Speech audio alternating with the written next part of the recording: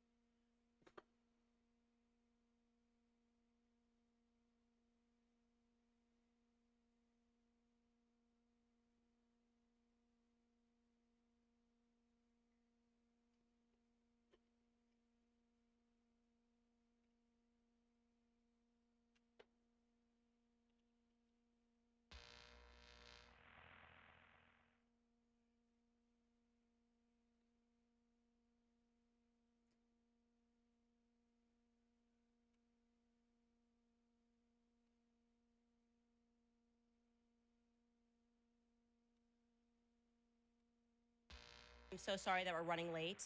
Checking the chat right now. I love that somebody just said hello from Montenegro. I just love that you guys watch from all over. And I know that many of you guys are waiting up late if I'm running a few minutes late, but we were trying to fact check something, which I'm going to tell you about. Anyways, you know, the point is always that every day I strongly dislike the people that rule over us a little bit more.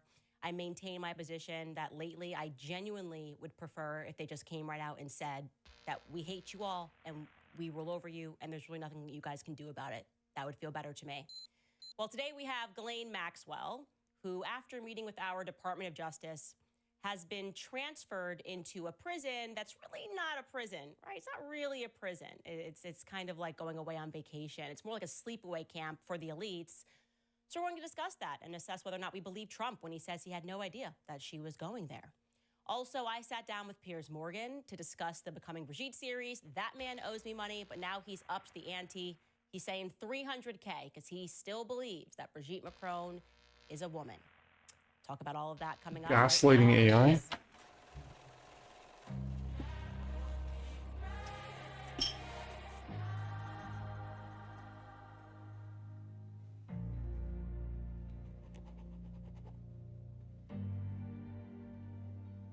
So it's Nana Boo Boo. We can't touch them. Right? We can't touch them. They are the elites. And the Ghislaine Maxwell rabbit hole just gets crazier and crazier. Because I'm telling you, they are laughing at us. They want us to know. So first and foremost, you're not going to believe me, but I got another legal letter. I did, because that's my life. I don't even have to advertise it anymore. But this legal letter was a little bit odd because it was pertaining to Jeffrey Epstein. And that man is dead. Dead as a doornail. How do we know that he's dead as a doornail? Well, because we got those two photos of him suspiciously. Those two photos of the New York Post's contracted photographer happened to be there, got the call, William Farrington. We did a whole episode on that. Very strange set of circumstances surrounding the morning that Jeffrey Epstein killed himself, right? Honestly, the entire week was very strange. The New York Post had the greatest week ever, really. Not only was William Farrington right place, right time, right angle of this photo of Jeffrey Epstein. See the proof? We've got the exclusive, said John Levine of the New York Post. They had the exclusive of him being carted in there. But then a couple of days later, they got the exclusive of Ghislaine Maxwell, who was just eating at In-N-Out, guys. Remember? She was just eating In-N-Out like a normal person. But then it turned out that the New York Post completely lied to us about everything. They photoshopped a weird poster, allegedly, that the people who owned that bus stop said we never showed this movie poster, which is a little wink about pedophilia. And she's reading a book from the CIA. And actually, those photos came from her lawyer. The New York Post was covering Ghislaine Maxwell's tracks so that people would stop looking for her. Anyways, we were remarking that, look, the New York Post is kind of looking like it's a Mossad outfit. It always kind of has been that circumstance, and they never really had to answer for these fraudulent pictures that they tried to represent to the public as being totally legit. That came from Ghislaine Maxwell's lawyers. And then earlier that week, got this William Farrington guy who never wanted to do an interview about how he knew to be there. And we had trouble locating William Farrington. That seemed odd to us as well. Well, anyways, William Farrington has now reached out to us via a legal letter because we were going back and looking at those strange 2 photos that existed. And we shared his photo in the process on our social media site. And it turns out that those 2 photos that of Jeffrey Epstein being carted into New York Presbyterian Hospital, well, it turns out that he copywrote those photos. So you are actually not allowed to share those photos, even though it was like the most shared photograph in the world, because it was maybe the biggest story of 2019. Jeffrey Epstein killed himself. Well, he since has copywritten those photos. And we were actually glad about that because I'm happy to take down those social media posts, William Farrington. But it also allowed us to learn where William Farrington lived. You know, we're not here to dox him, but we were able to place him in Flatbush, Brooklyn, and able to really estimate how utterly implausible it is that he would have gotten from Flatbush, Brooklyn, all the way to New York Presbyterian Hospital in that timeline. I mean, someone would have had to call him at the prison, really, that morning and been like, hey, Jeffrey Epstein just killed himself really quick. He's coming in through this door. Get here as fast as possible. I think it's unlikely. I feel like we're all just kind of being lied to about Epstein. I don't even really believe that Epstein's dead. We're not getting any answers, right? We're not getting any answers about that orange blob, the mysterious orange blob, the missing 3 minutes of footage. And like I said, a few days later, the New York Post then gets caught in a totally fraudulent photo scandal. So it doesn't help that it was their photojournalist, their contracted photojournalist, that happened to be at the right place at the right time. But anyways, let's discuss further Ghislaine Maxwell, right? Because the story gets even stranger beyond that. Just to recap your memory here, Ghislaine Maxwell gets arrested almost a year later to the date that Jeffrey Epstein got arrested. She got arrested on July 2nd, 2020. And then, as people are discussing her and wondering what her case is going to look like, you know, Jeffrey Epstein's dead. Well, somebody's got to pay for this. People put a lot of pressure. We want to make sure somebody pays for it. It seems like Jeffrey Epstein got away with it somehow. And sure enough, it seemed that our Department of Justice delivered on that when it was determined on June 28, 2022, that Maxwell would spend the next 20 years of her life. Like, who shot me there? Like, that's fucking nonsense. Ghislaine Maxwell in 2020. Do you guys remember this? She gave a world exclusive interview. And in that interview, the tone of it was sort of, you should be feeling bad for Ghislaine Maxwell, right? Jeffrey Epstein's dead. Ghislaine Maxwell's rotting in prison. And really, what did Ghislaine Maxwell do wrong? Shouldn't we, are we just kind of picking on Ghislaine Maxwell here? And also, they made it clear that she was living in terrible circumstances in prison. Just terrible for a woman that had dined and Robert Maxwell's daughter. And now she's really roughing it out in the prison house. Take a listen to just a clip from that interview. What, do you think you made any mistake or it's just a very bad luck? If you look back, where do you think you should have done something different? Meeting Epstein was the greatest mistake of my life, and obviously if I could go back today, I would avoid meeting him. And I would say that would be the greatest mistake I've ever made, and I would make different choices where I would work, obviously. Do you consider yourself a victim of Epstein? I don't particularly like the word victim. I think it's one that should be used very sparingly because, you know, today everybody is a victim of something, a victim of the pandemic, a victim of, you know, inflation. I've heard the word victim used about things that I don't like that word. You know, you reflect on that, and given everything that we've already learned just getting into this Epstein story, and you realize that interview was meant to sanitize Ghislaine Maxwell. Like I said, to present her, she's not going to call herself a victim, but don't you guys kind of feel bad? Epstein's gone, and she's in prison, and she's rotting away, and what did she actually do? And she regrets having ever met him. But reflecting on it, they kind of lied about how she met him.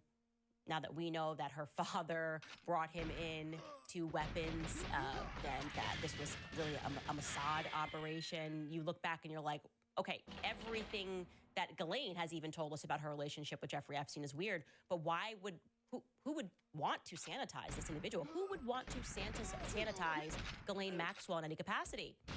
This brings me actually to the person who conducted that interview. This is a woman named Daphne Barak. Now, she hasn't been on my mind in a long time. I actually received a tip. Somebody said, Candace, someone in a close vicinity to RFK Jr., wants to give you a tip that he is I hate in this fact fucking being game. managed by someone. He has a handler, so to speak, and that woman is Daphne Barak.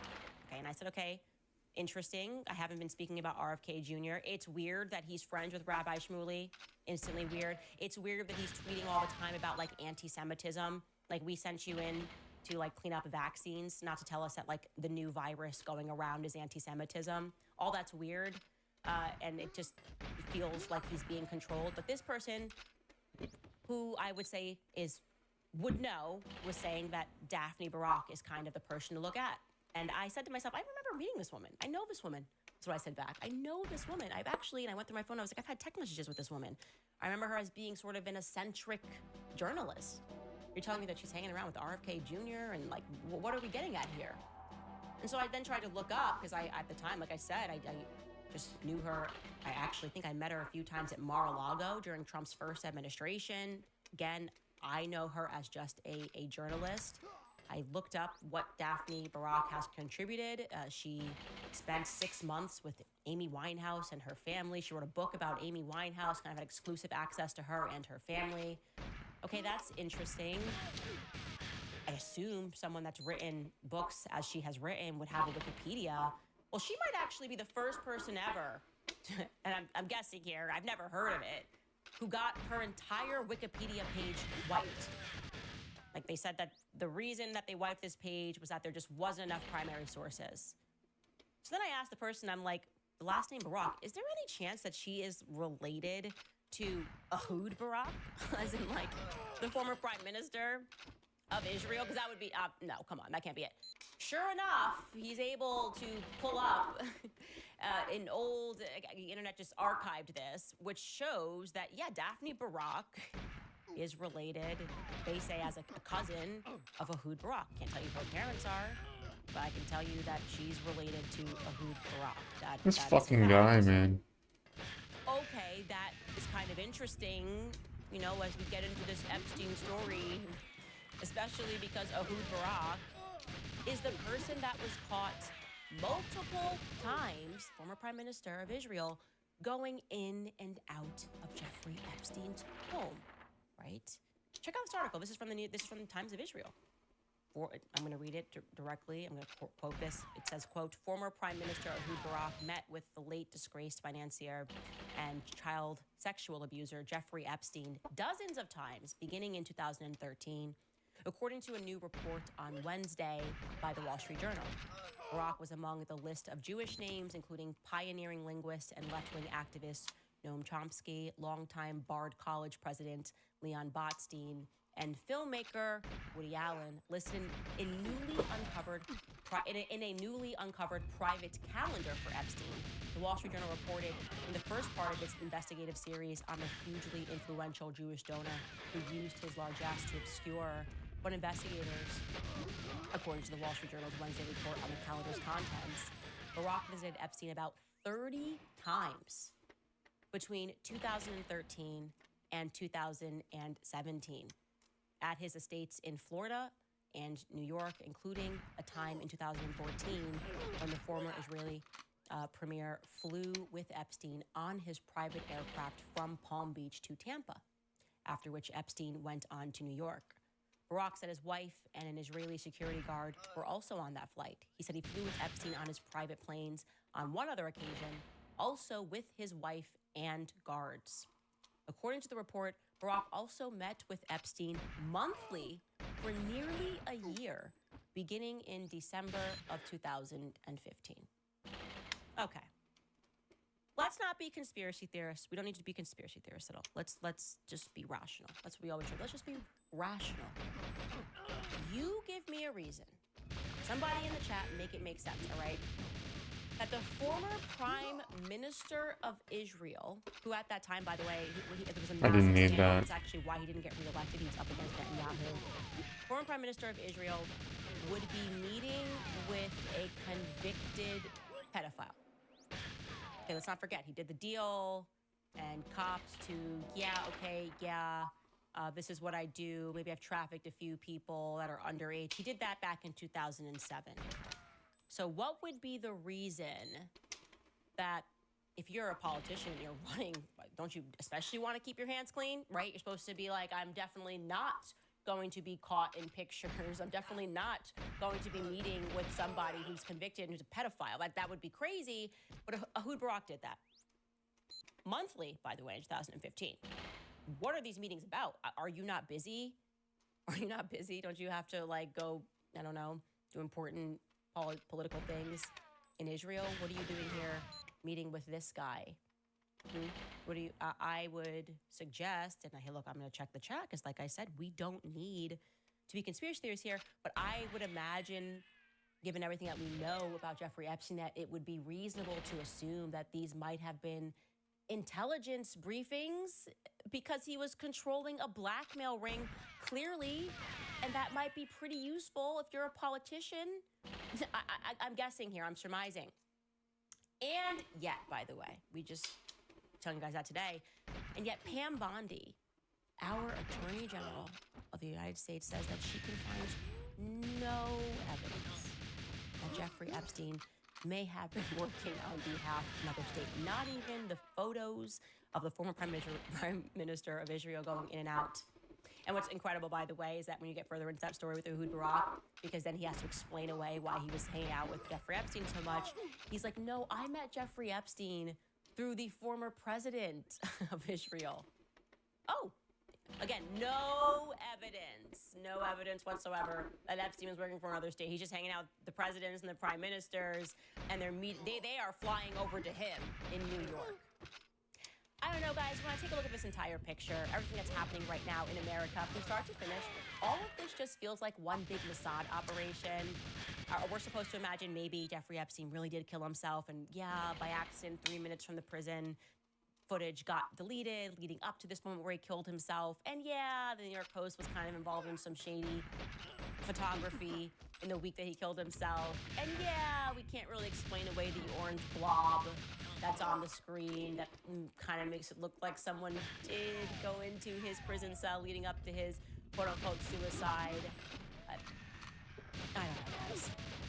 Or we are a totally occupied nation. Or our politicians have been completely rendered impotent as it pertains to the state of Israel because they've all been blackmailed in one way or another. And Jeffrey Epstein is actually the linchpin of everything.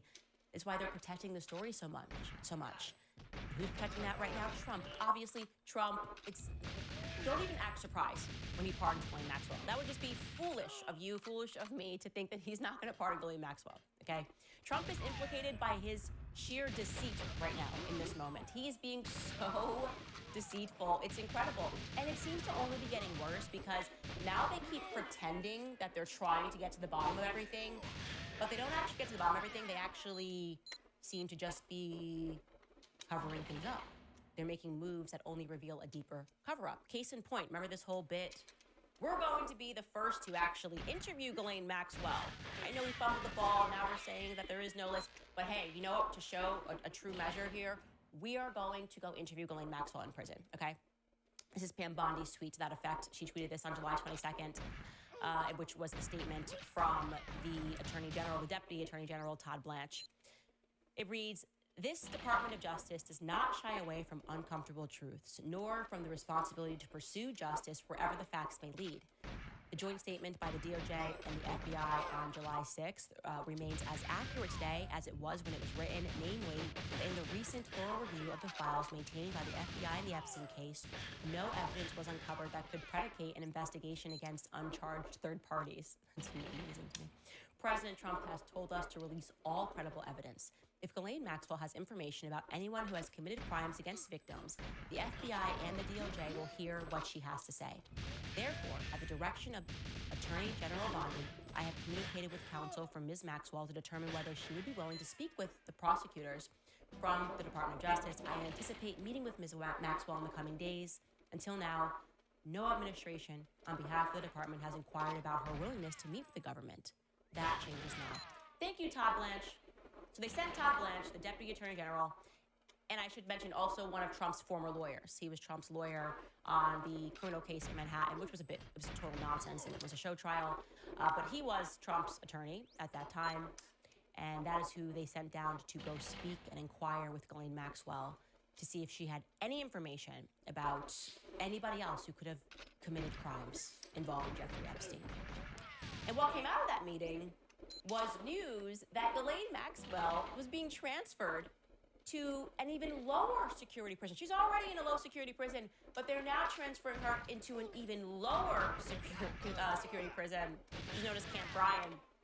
And remarkably, when questioned about this, Trump says that he didn't even know that was happening. That he's learning with the rest of us. Take a listen. Two questions for you. One, were you aware of and did you personally approve the prison transfer for Ghislaine Maxwell that your Justice Department? I didn't know about it at all. No, I read about it just like you did. And do you believe that she is? It's not a very uncommon thing. Do you believe that she's credible to be listening to? Your Deputy Attorney General sat down with her recently. Well, let me tell you, he's a very talented man.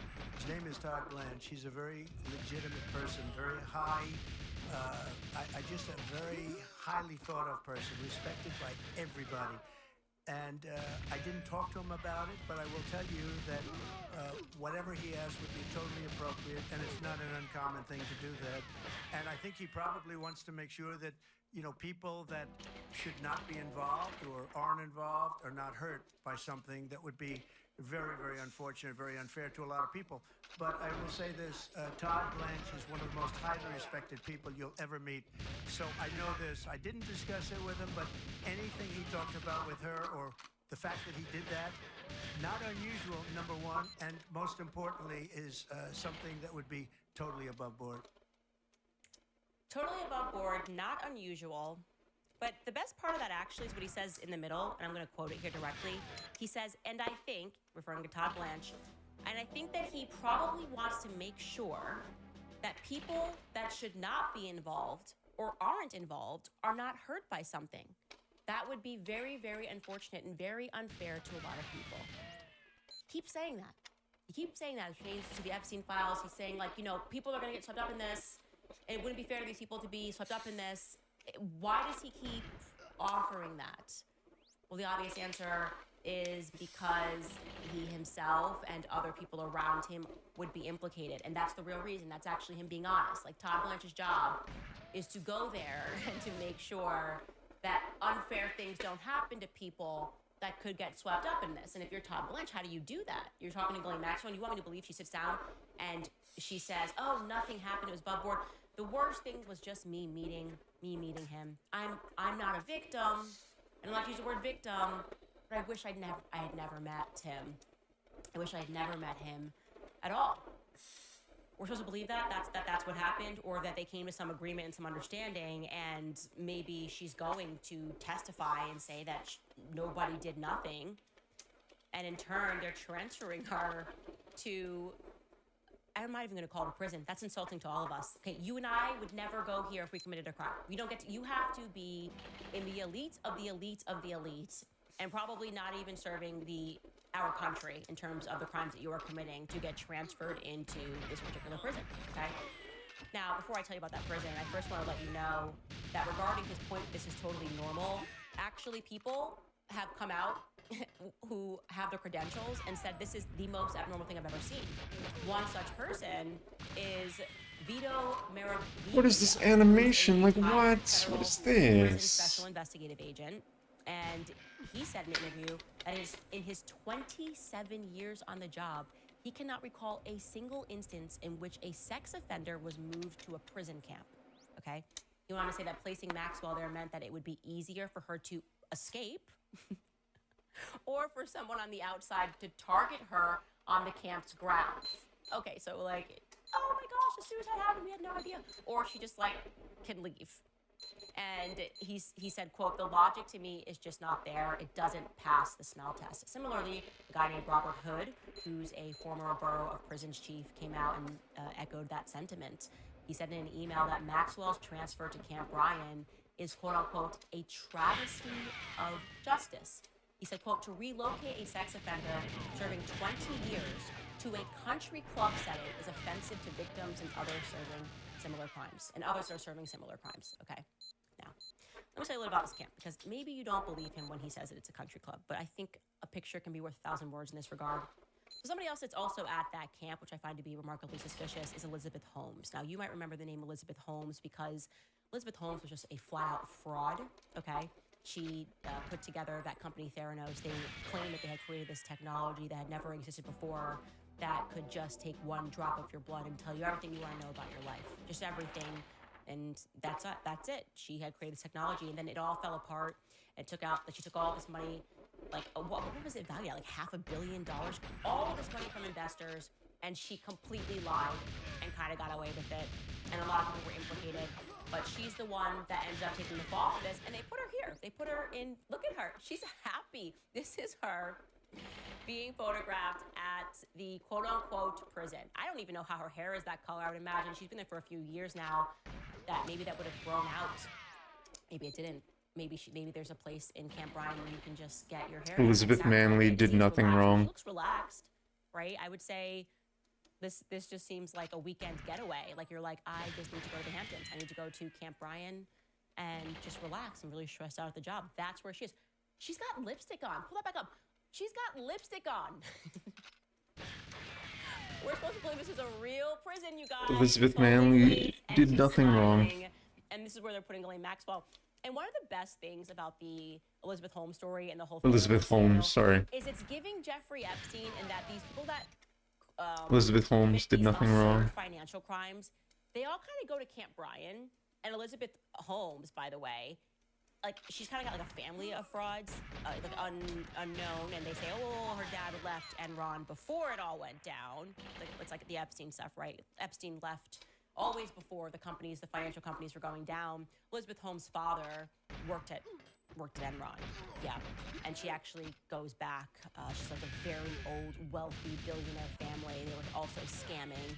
A big pharma scam about yeast, telling Americans to take a teaspoon of yeast. Mark, what's the name of the company? That's her family. Is it Fleischmann? Yeah, she's a member of the Fleischmann family, like Fleischmann yeast. And it's interesting. You get into Elizabeth Holmes' rabbit hole, you're like, oh, every generation there just seems to be someone who is involved with or working for a company that then kind of turns into like a big fraudulent deal. Again, her Fleischmann's Yeast is not a criminal company. Went down. But that's interesting that she's at that. Candace is a little bit retarded. And speaking of Enron, so was the person who should have been the number one person that went down for the Enron scandal, which was Fasto. Fasto actually, who got only 9 years in prison, is also at Camp Bryan.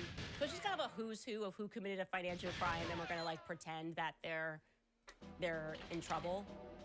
They're actually gonna be at Camp Bryan, which is a country club. I don't even know if they're at Camp Bryan, if they're just like kind of, I don't know, there's like a place in the back that just takes them off on a private jet, and this is just kind of for us, and gotta get the paparazzi. It's probably William Farrington who caught the snap of Elizabeth Holmes out there, just like one big simulation because the world is a stage. But that's how I'm feeling right now. The world is just so definitely a stage, and they are just moving her into this even lower security prison because they're laughing at us and they don't care, and it's so obvious that she's going to be pardoned. Of course, she was working for the government that really rules over us. She's working for Israel. They were all working for Israel. You can't get in trouble if you're doing stuff for Israel. That seems to be a running theme here. You can't get in real trouble if you're working for Israel, if your allegiance is at first to that country. Anyways, it's just remarkable to see all of this happening, and I wanted to show you guys that, and you should go through to see the list, the who's invite list. It's like getting into a club, a very expensive private members club, getting into Camp Bryan. And all of the best criminals seem to get in there, even when they commit sex crimes, like Ghislaine Maxwell. Okay, before we get into this next story, I want to remind you guys about GNO land, because what if smart contract platforms weren't controlled by elites or big tech? What if they were built by and for real builders? You know, the people, that is the question that GNO land asked themselves, and that's why they built GNO land. They started with Golang, which is a language real-world developers already use, and they built a new platform around it. It's transparent, it's intuitive, and it just makes sense. There's not some confusing system of ones and zeros. It's open source, so you can imagine GitHub, but designed for on-chain collaboration and composability. Builders actually get credit for their work, and they get rewarded every time their code gets used. That's the real value. It's not likes, it's not clout, it's actual rewards. GNO Land rejected proof of stake, which is a system where on the show, they went with proof of authority instead. DAO, where contributors and not bad actors or Silicon Valley actually call the shots. GNO Land is open, it's fair, and it's honestly pretty unstoppable. So if you are a builder and a freedom lover or just tired of rigged platforms, you should definitely check it out over at gno.land/Candace. Again, that's gno.land/Candace. Also remind you guys about American financing, because if you could delay your next 2 mortgage payments, why wouldn't you? Imagine putting those payments in your pocket and finally getting a little breathing room. It's possible when you call American Financing today. If you're feeling stretched by everyday expenses with groceries, gas, and bills that are piling up, you're not alone. Most Americans are putting these expenses on their credit cards, and there doesn't seem to be a way out. American Financing can show you how to use your home's equity to pay off that debt. You just have to call American Financing today before you get to a point where you can't make those payments. Their salary-based mortgage consultants are helping homeowners just like you restructure their loans and consolidate debt. All of that Animation was so fucking stupid. Save an average of $800 a month, which is like a $10,000 raise. It's fast, it's simple, and it could save your budget this summer. So don't wait any longer. Call American Financing today. The number is 800-795-1210. Again, that's 800-795-1210. Or you can visit AmericanFinancing.net/Owens. Again, AmericanFinancing.net/Owens. All right, you guys. I guess there already is, by the way, a photo. Oh, wait, no, there isn't a photo of Ghislaine Maxwell at the new prison, but we'll keep you posted on that story. I want to tell you guys, going back into Macron land, it's just been crazy to see people, I feel, that have been so disingenuous covering this story. I don't know how you can cover this story without watching the series. I don't know how it works. You could read through a legal lawsuit and develop a legal assessment without having watched the series. Anyways, it's going to get fun no matter what, obviously. Everyone's paying attention, and the reason why everyone's paying attention to this, and I'm grateful to see so many of you guys are like fighting in the comment sections, because we now recognize this story is about something so much bigger, right? So much bigger. We know what is happening in this world, okay? That we have these perverts that not just have power, but they all cover each other. Like I was on Alex Jones this morning, and I was just venting my frustration. The more that I think about it, the more absurd it is. Now, the Trump administration purports to care about free speech. That was what they ran on. Of course, they're not doing any of that stuff anymore. They're creating DEI for Israel and pushing through laws to redefine anti-Semitism. But they pretended to care about free speech, and you had J.D. Vance, who went over there to Europe and gave a whole speech, tisk to all of the European leaders that are no longer listening to what your constituents want, or instead punishing them for their speech. If the majority of your constituents think something, you can't create laws and punish them. Like, right, that was kind of the gist of his speech. Like, the markets have decided what they want, and now you're punishing these people. That's crazy, he said. America's going to be a leader. We don't believe in this. We won't support this. Then you have a literal European leader that is basically saying F you to the American Constitution, right? Emmanuel Macron and Brigitte are saying, you know what? We don't like that podcaster in America, and we are going to launch a lawsuit that's never been launched before, an unprecedented lawsuit to impoverish her for speaking. And both J.D. Vance and Trump have not issued a statement. In fact, where are the journalists even asking them to make a statement? Okay, a state leader is speaking about your constituent and launching a lawsuit and saying you're going to impoverish them for executing their First Amendment right. Where are you? If you are Trump, the first thing you should have done, if you purport to care about America and our Constitution, as you're supposed to be the person that's defending that day in and day out, you would come out and you would say, I don't even know whether I believe that she's a man or woman. Doesn't matter, right? I didn't watch the series. Fair. He didn't watch the series. He could even say, like he said to me on the phone, that I looked at her real close on the Eiffel Tower, and it looked like a woman to me. Okay, you can say all those things, but you should say it's unacceptable. I'm a leader of this country, and it is unacceptable that this leader would threaten the First Amendment in any way. We don't need Pam Bondi rushing to issue a statement about a college male that's been shoved by a student for wearing an IDF shirt, okay? We don't need the federal government getting involved on something so meaningless. But we might need our federal government when it comes to this, okay? The job of the federal government is to defend us against foreign invaders. And I would pretty much say Emmanuel Macron right now is being a foreign invader. But no, they're silent. They are silent. And that's a pretty loud silence right now. Because, like, if I remove myself out of the situation, it is crazy that Trump has been silent on this matter, especially after Emmanuel Macron flew and tried to get Trump to shut me up. He knows what Emmanuel Macron is doing and how desperate he is to do it. So why is he allowing this attack on our speech? It's crazy. Anyways, Piers Morgan, who owed me almost $150,000 US dollars after making the first bet regarding the defamation claim, is basically coming at me like Fucking triple or love him, nothing. man. And he had me on his show. I think it aired yesterday evening, and we discussed the Brigitte Macron case. And here is Piers coming to me and deciding that he still thinks she's a woman and wanting to go double or nothing or triple or nothing. Take a listen. Last time we discussed this on Uncensored, I bet you $150,000 that you were wrong and that she's a woman. On X, when we discussed this further, I doubled it. This is for charity. To $300,000. You haven't accepted that yet. So right now, $300,000 to charity. I say she's a woman. Are you prepared to take that bet? I'm 1,000% prepared to take that bet. I actually didn't see your tweet, or I would have accepted it live. So we can totally accept that bet. Okay, I believe Brigitte Macron is a male, and that they will not be presenting any evidence to the contrary because they would have done it already. Okay, Candice, I appreciate you coming on Uncensored. I think you're completely wrong, but we shall see. I think the great thing about this action is we're going to get to the bottom of this extraordinary story. Thank you very much indeed for coming back on. I'll be back to get my money, Pierce. I love Candace. I'm very She's confident. amazing.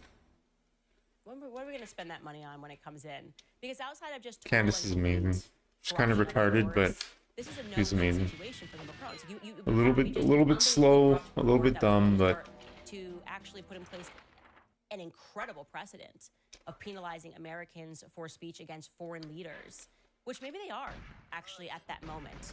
Because like I discussed with Alex Jones this morning, we are seeing never before, and like never before, an incursion on our speech. Alex Jones was showing clips of leaders of Facebook, Zionist leaders of Facebook. He even showed a clip, which I've never seen before, which I probably should have pulled before the show, of Sacha Baron Cohen standing up and speaking about how we need to arrest people.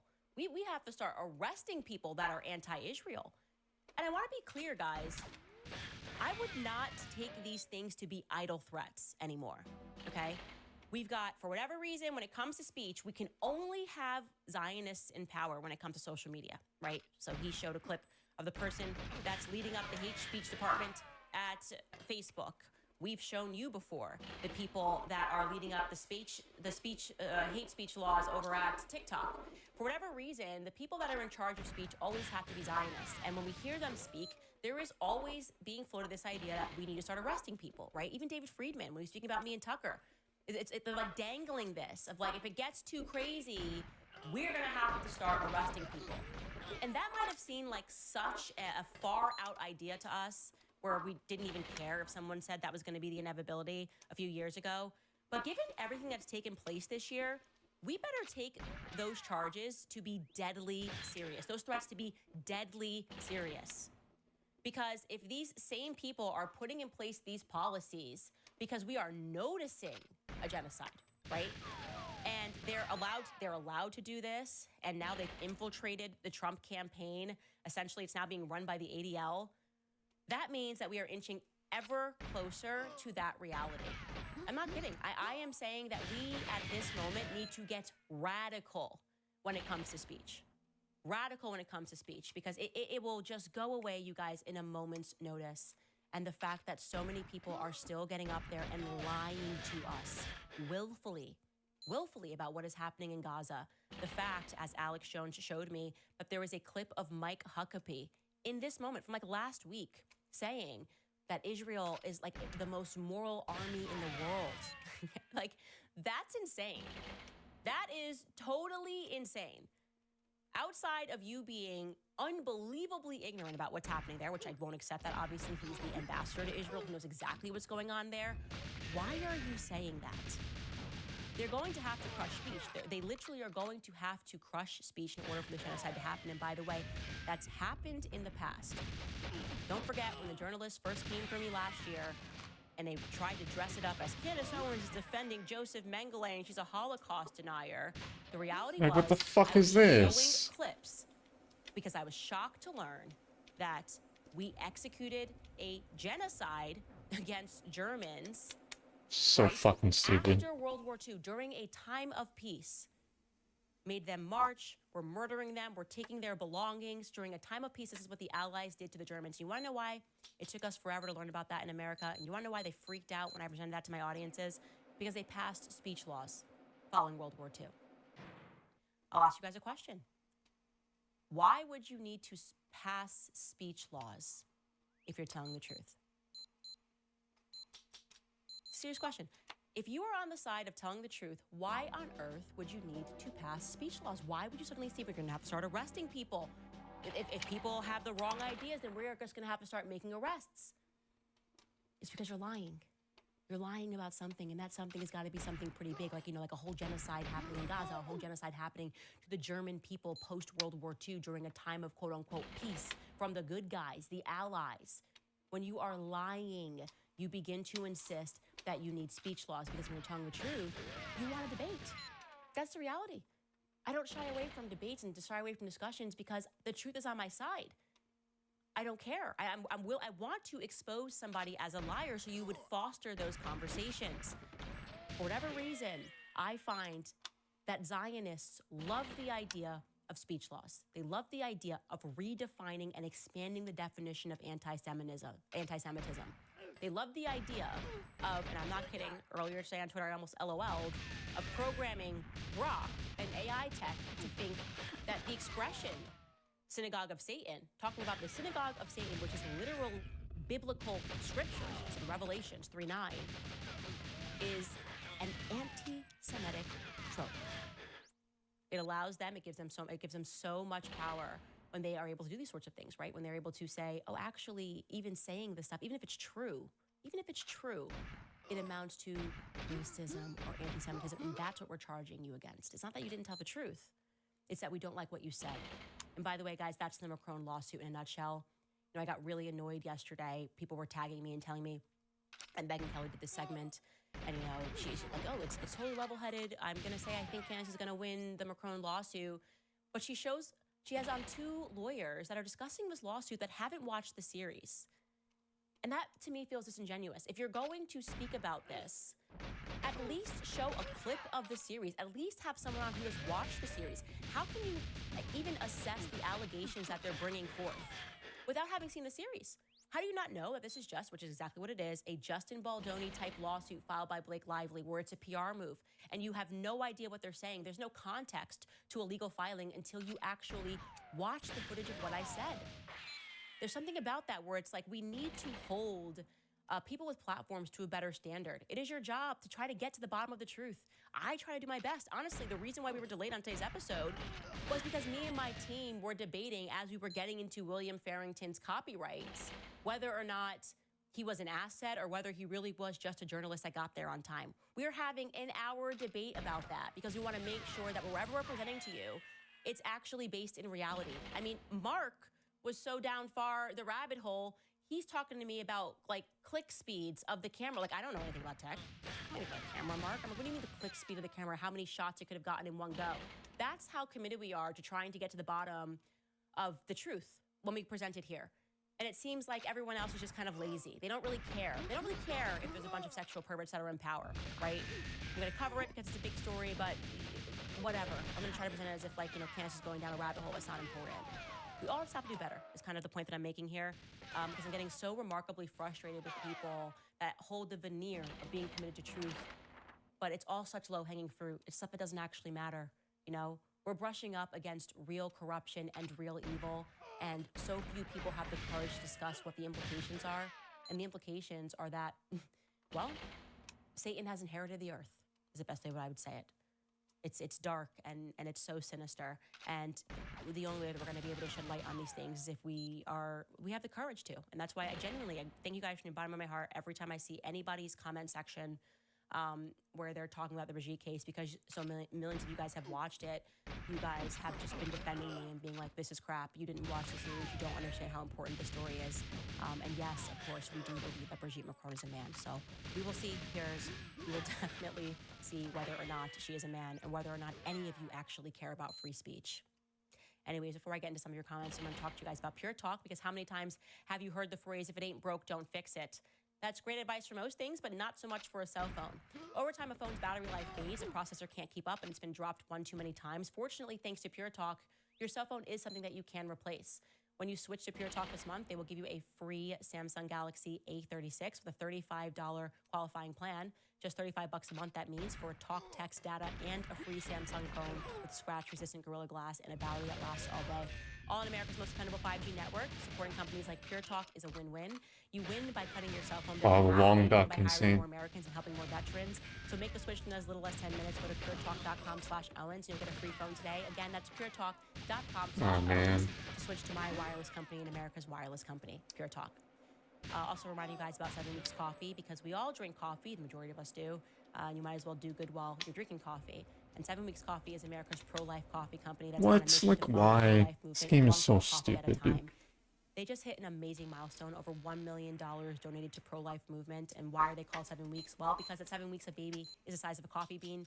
It's also the same time a heartbeat is clear to detect on an ultrasound, and that's why they donate 10% of every sale to support pregnancy care centers across all 50 states, providing life-saving ultrasounds, resources for moms in need, and real hope for families. And it also has one simple idea about using your morning coffee to stand for life.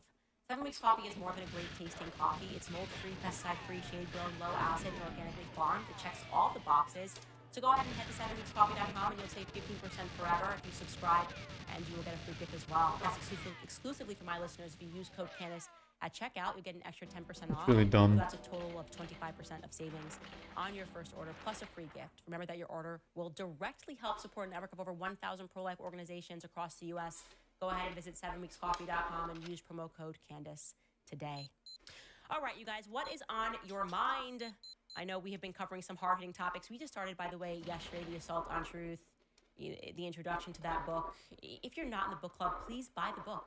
Like, you're never going to understand what's happening until we put it in the context of theology. Of course, Sigmund Freud, the guy who is out here trying to gaslight children, who said that they were sexually assaulted by their parents. Again, this recurring theme of incest and pedophilia. Of course, he studied in Paris. Of course, Paris is when he had this big idea that actually, first, Sigmund Freud came out and said, I've looked at the evidence, and these kids are actually all being molested by their parents, and they're not lying. And then he does this remarkable 180, Sigmund Freud, and he goes and studies in Paris, and he comes back, and he has a new perspective, and his perspective is, no, these kids are attracted to their parents. Yeah, Paris, man. Special place. Very special place for all the wrong reasons. And that's not to, by the way, discount the Parisians and people in France. They are the largest audience behind me because they have had their speech taken away from them. They're watching this. They believe Brigitte Macron is a man, and they're watching the Élysée Palace pluck off journalists, go after journalists for trying Who to the tell fuck truth. shot It me? doesn't Like, matter fuck if they you. do.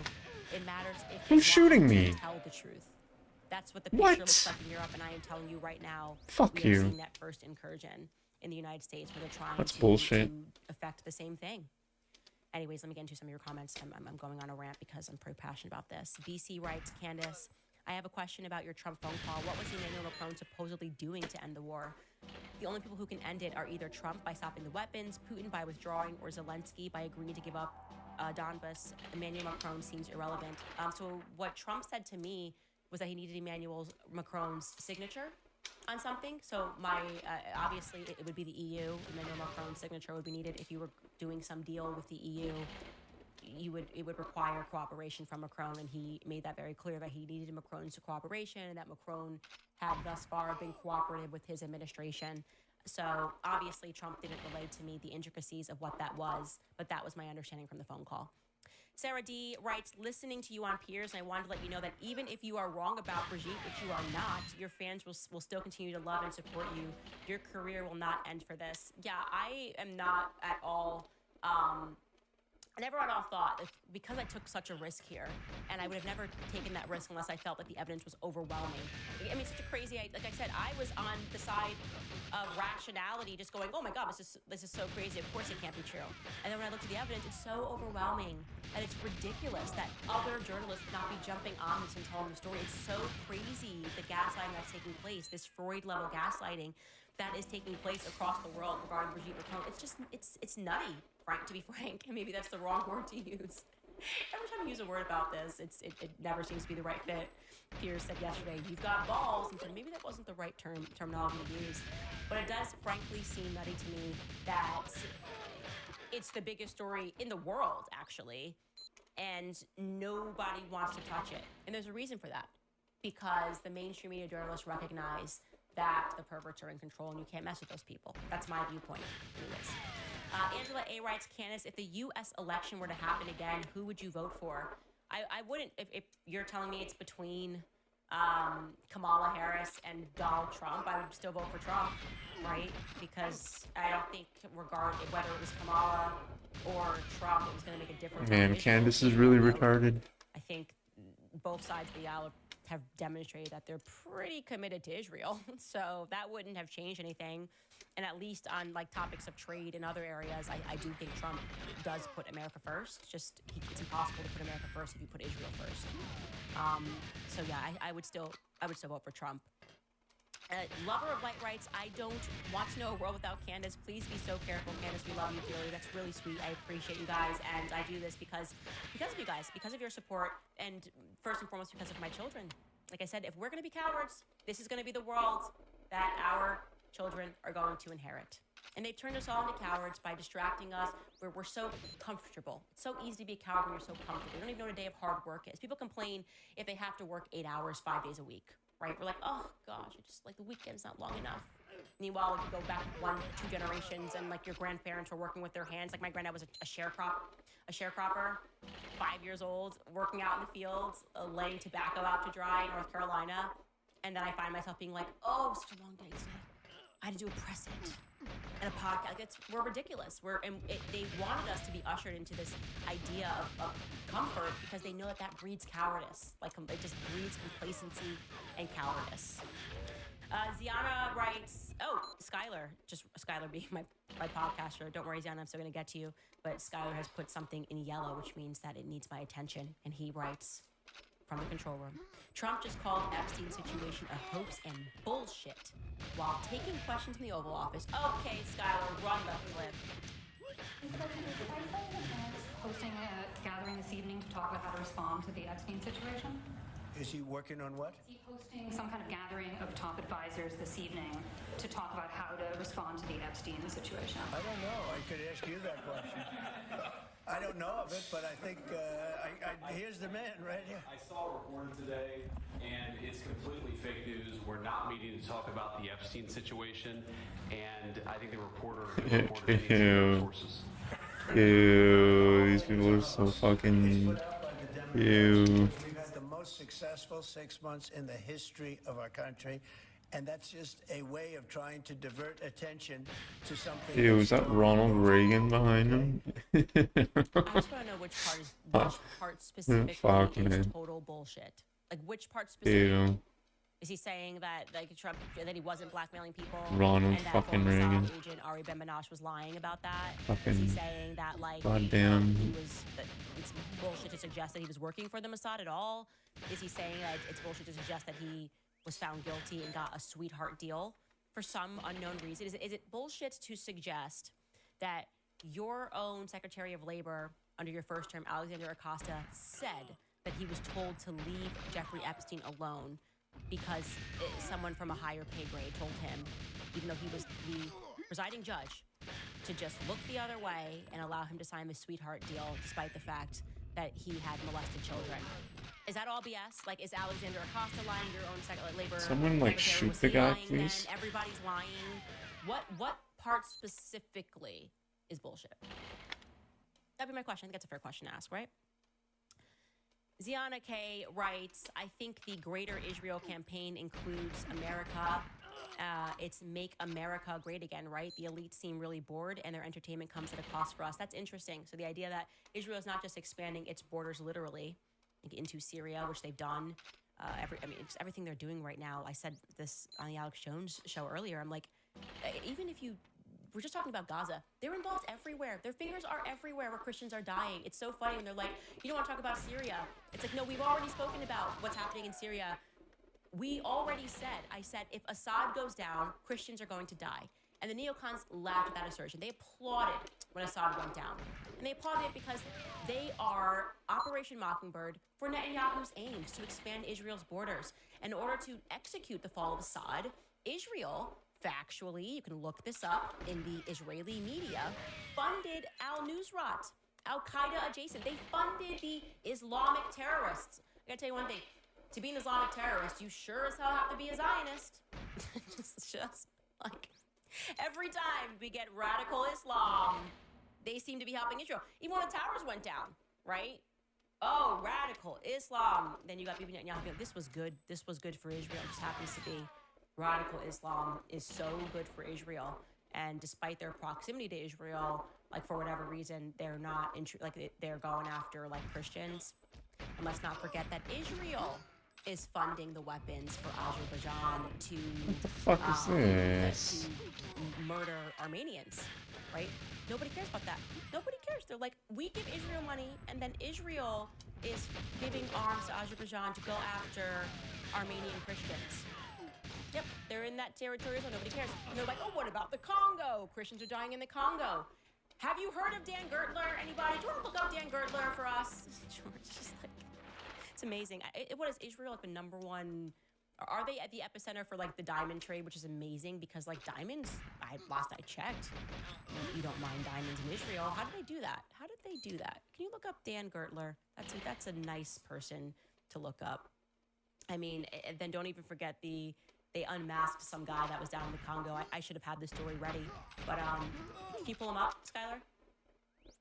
Yeah, Dan Gertler.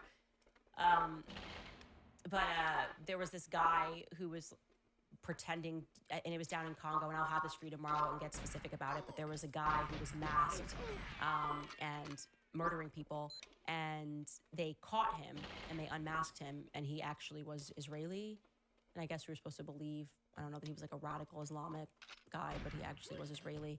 Do you have Dan Gertler ready? Yeah. Here we go.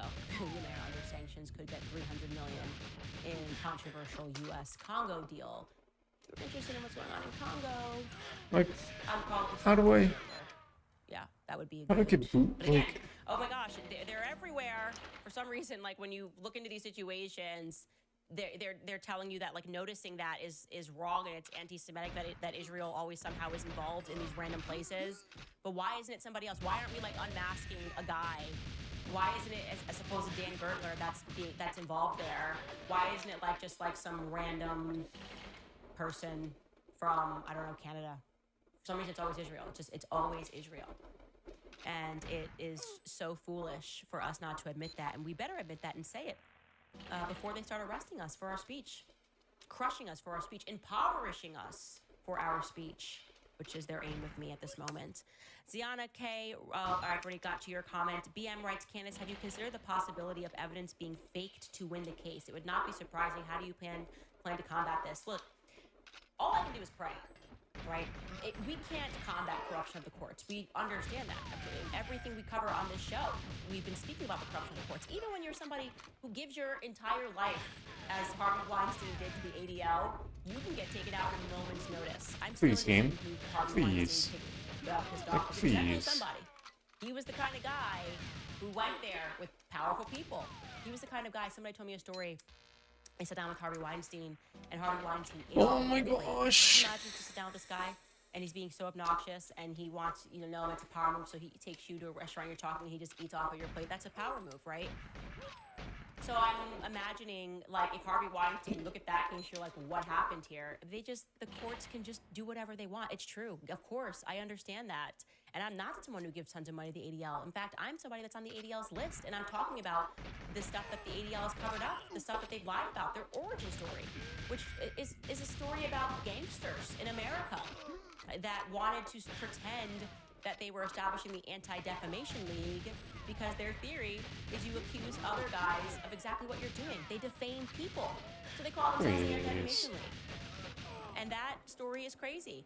That they defended Leo Frank, who murdered a Catholic girl, a young Catholic girl. It's so crazy that that's how they started their entire organization, and they are still trying to sanitize Leo Frank and pretending that it was an issue where it was just anti-Semitism. He's a very powerful guy, Leo Frank. Anti-Semitism is not what happened. He murdered someone, and that person's name is Mary Fagan. He married young. He killed young Mary Fagan, and he was a creep, and he was gross. So yeah, I say these things to tell the truth, and I obviously have become a target. But the only way you can combat it is through prayer. And I also think publicity, like me showing everybody what is happening. The whole world is gratefully paying attention to this case, and so I'm going to discuss every element of it. I am not scared about the plausibility of me being deposed. I'm not afraid about discovery because there's nothing to hide. I mean, discovery will show that I got into this case not even because of Xavier Broussard, but because I was reading an article one night. They could bring in PBD, Patrick Bet-David, Vincent Oshana, the night at the UFC, the night that I first fell into the story because of the Daily Mail. And it would just show that I got into this entirely organically. I am not funded by anyone. And I'm passionate about this case because it's just a scary idea that an entire state can collude with the media to hide something this big, right? It's totally demented, and somebody has to have the courage to bring these cases to the forefront. Anyways, you guys, last up we have Lamp007. They write, Candace, you are right to fear people that are trying to add tech to your body. The best way to get people to accept the mark of the beast is by obscuring it as binary or as a code, and then you make it easy to use for purchases. Yeah, no chance. I am so off the AI train. I am so off of like technology going into your body. I don't even buy the Elon Musk story. Like I said, I believe in the Midas touch thing. They have these people, they're all state actors. They work for the military one way or the other. And they pretend these people are like geniuses. And they founded this tech company in their garage. They're always in their garage, right? I was just in my garage fluffing around and boom, Google. I was just fluffing around in my garage and YouTube. And then you look at these people's families and they've had power forever. Again, Elizabeth Theranos. Oh yeah, I was just fluffing around and I don't know. I got into this, I dropped out of Stanford, and yeah, I just was a genius, but also have one of the wealthiest families ever. It's like the world's a stage, and these people are actors, and they're handed stuff. Here's this tech, and we're actually using it because we want more control of the population, but we need to make people believe that is real, and that the free market is real, and that they are able to do the same thing and climb to the top, when in reality, we have all the power. That's my perception. Would love to hear what your guys' ideas are on that. Anyways, you guys, we are over. We're in an hour. So I hope you forgive me for being late because we did an extra 20 minutes today. I love that somebody just wrote in the chat, the garage bullshit. Yeah, that's, you know what, Trump, if you're looking for bullshit, it's the stupid garage that all of these old families, he's go, oh, I just magically came up with Apple. I was just in a garage fluffing around, working on my car and whoop, Apple. Anyways, you guys, we will see you tomorrow.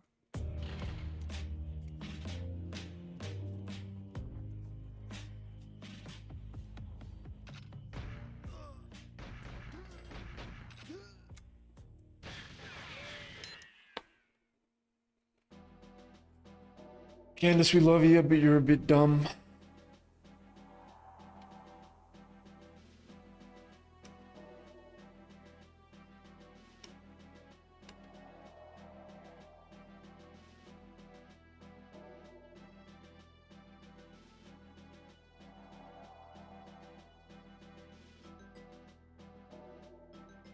One view. Oh, that was me.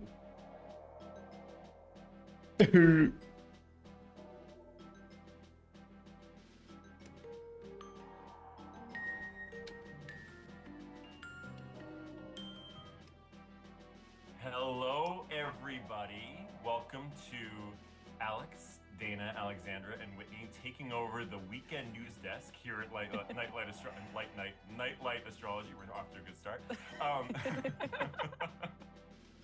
It's great to see you all.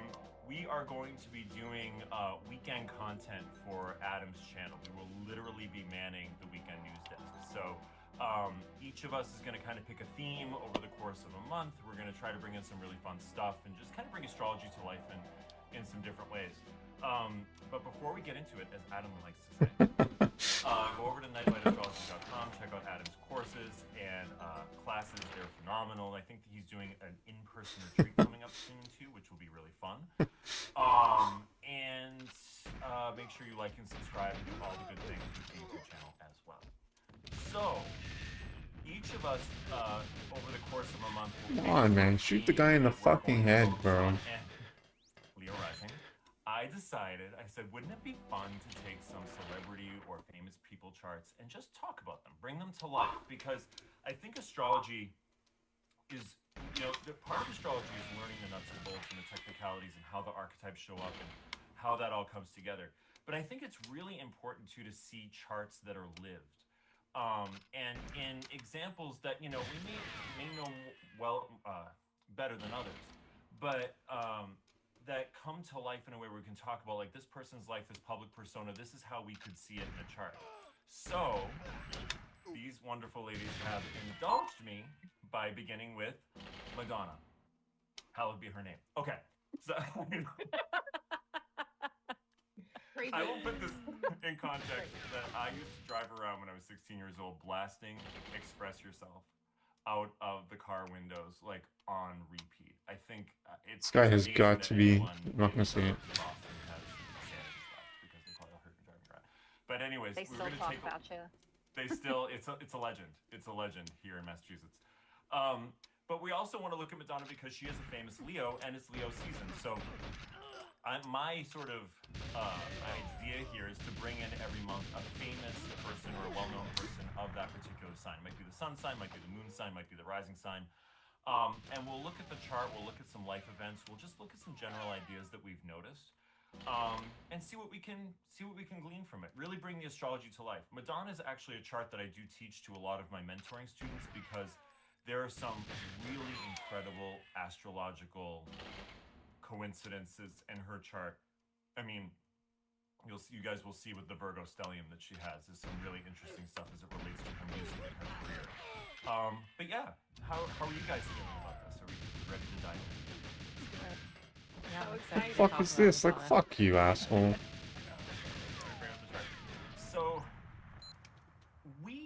Alexandra, can you talk a little bit about the birth time? Because you brought that up so perfectly, and I just would love to start from that. Yeah, for sure. So right now we have from astro.com, which is a really trusted database source, we have this birth time for Madonna that is 7:05 a.m. and it is actually rated on astro.com. All birth data that we have for people of interest or eminent people is rated on what we call the Rodin scale. And the rating for this data is DD, which is dirty data, which means that we have multiple conflicting sources. And one of the most confusing parts about Madonna's source data is that she herself is a conflicting source. At some points in her career, she said that she was an Aquarius rising, but later in her career, when she's interviewed about astrology, she says, unfortunately, nobody ever knew the time of her birth. So she says, we can never know my rising sign. That has caused some speculation that maybe it was rectified. We also have a few sources that report 7:05 a.m., but there's no birth certificate in hand like we have for some other famous people or eminent people who have like A or double A rated data. So ultimately, the rising sign piece of the puzzle today is speculation, but that doesn't really change much about the rest of the chart. And I think it's a really cool example for us to start with because there's so much you can tell about a person just from their planets, even if you don't have their rising sign. So I know we're all excited to talk about that here today, and even some of the transits that we've pulled and stuff, they have really clear planetary significations without the houses. Absolutely.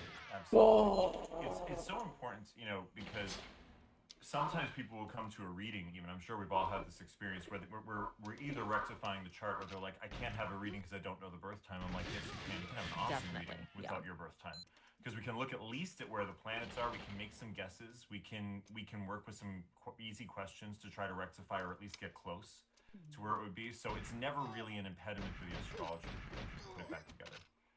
Not at all. It's actually wild too. There has been only one reading in my life where I've conducted a full reading with the wrong birth time and come to find out that it was wrong after the fact.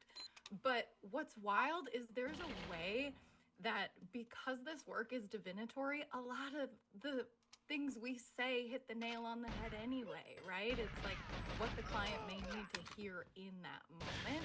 So it's really interesting when we bring up these questions about timing because yes, of course, if we are focused on exactly placing the ascendant to a degree, it matters. But from a thematic perspective, I mean, really, you can leave a lot up to interpretation and, you know, the creativity of the astrologer. Agreed. Agreed. So what we've done is we actually set this chart for 7 p.m., which would give us an Aquarius rising for several reasons that we'll talk about. Just, I wish I could say I knew Madonna privately, but from public.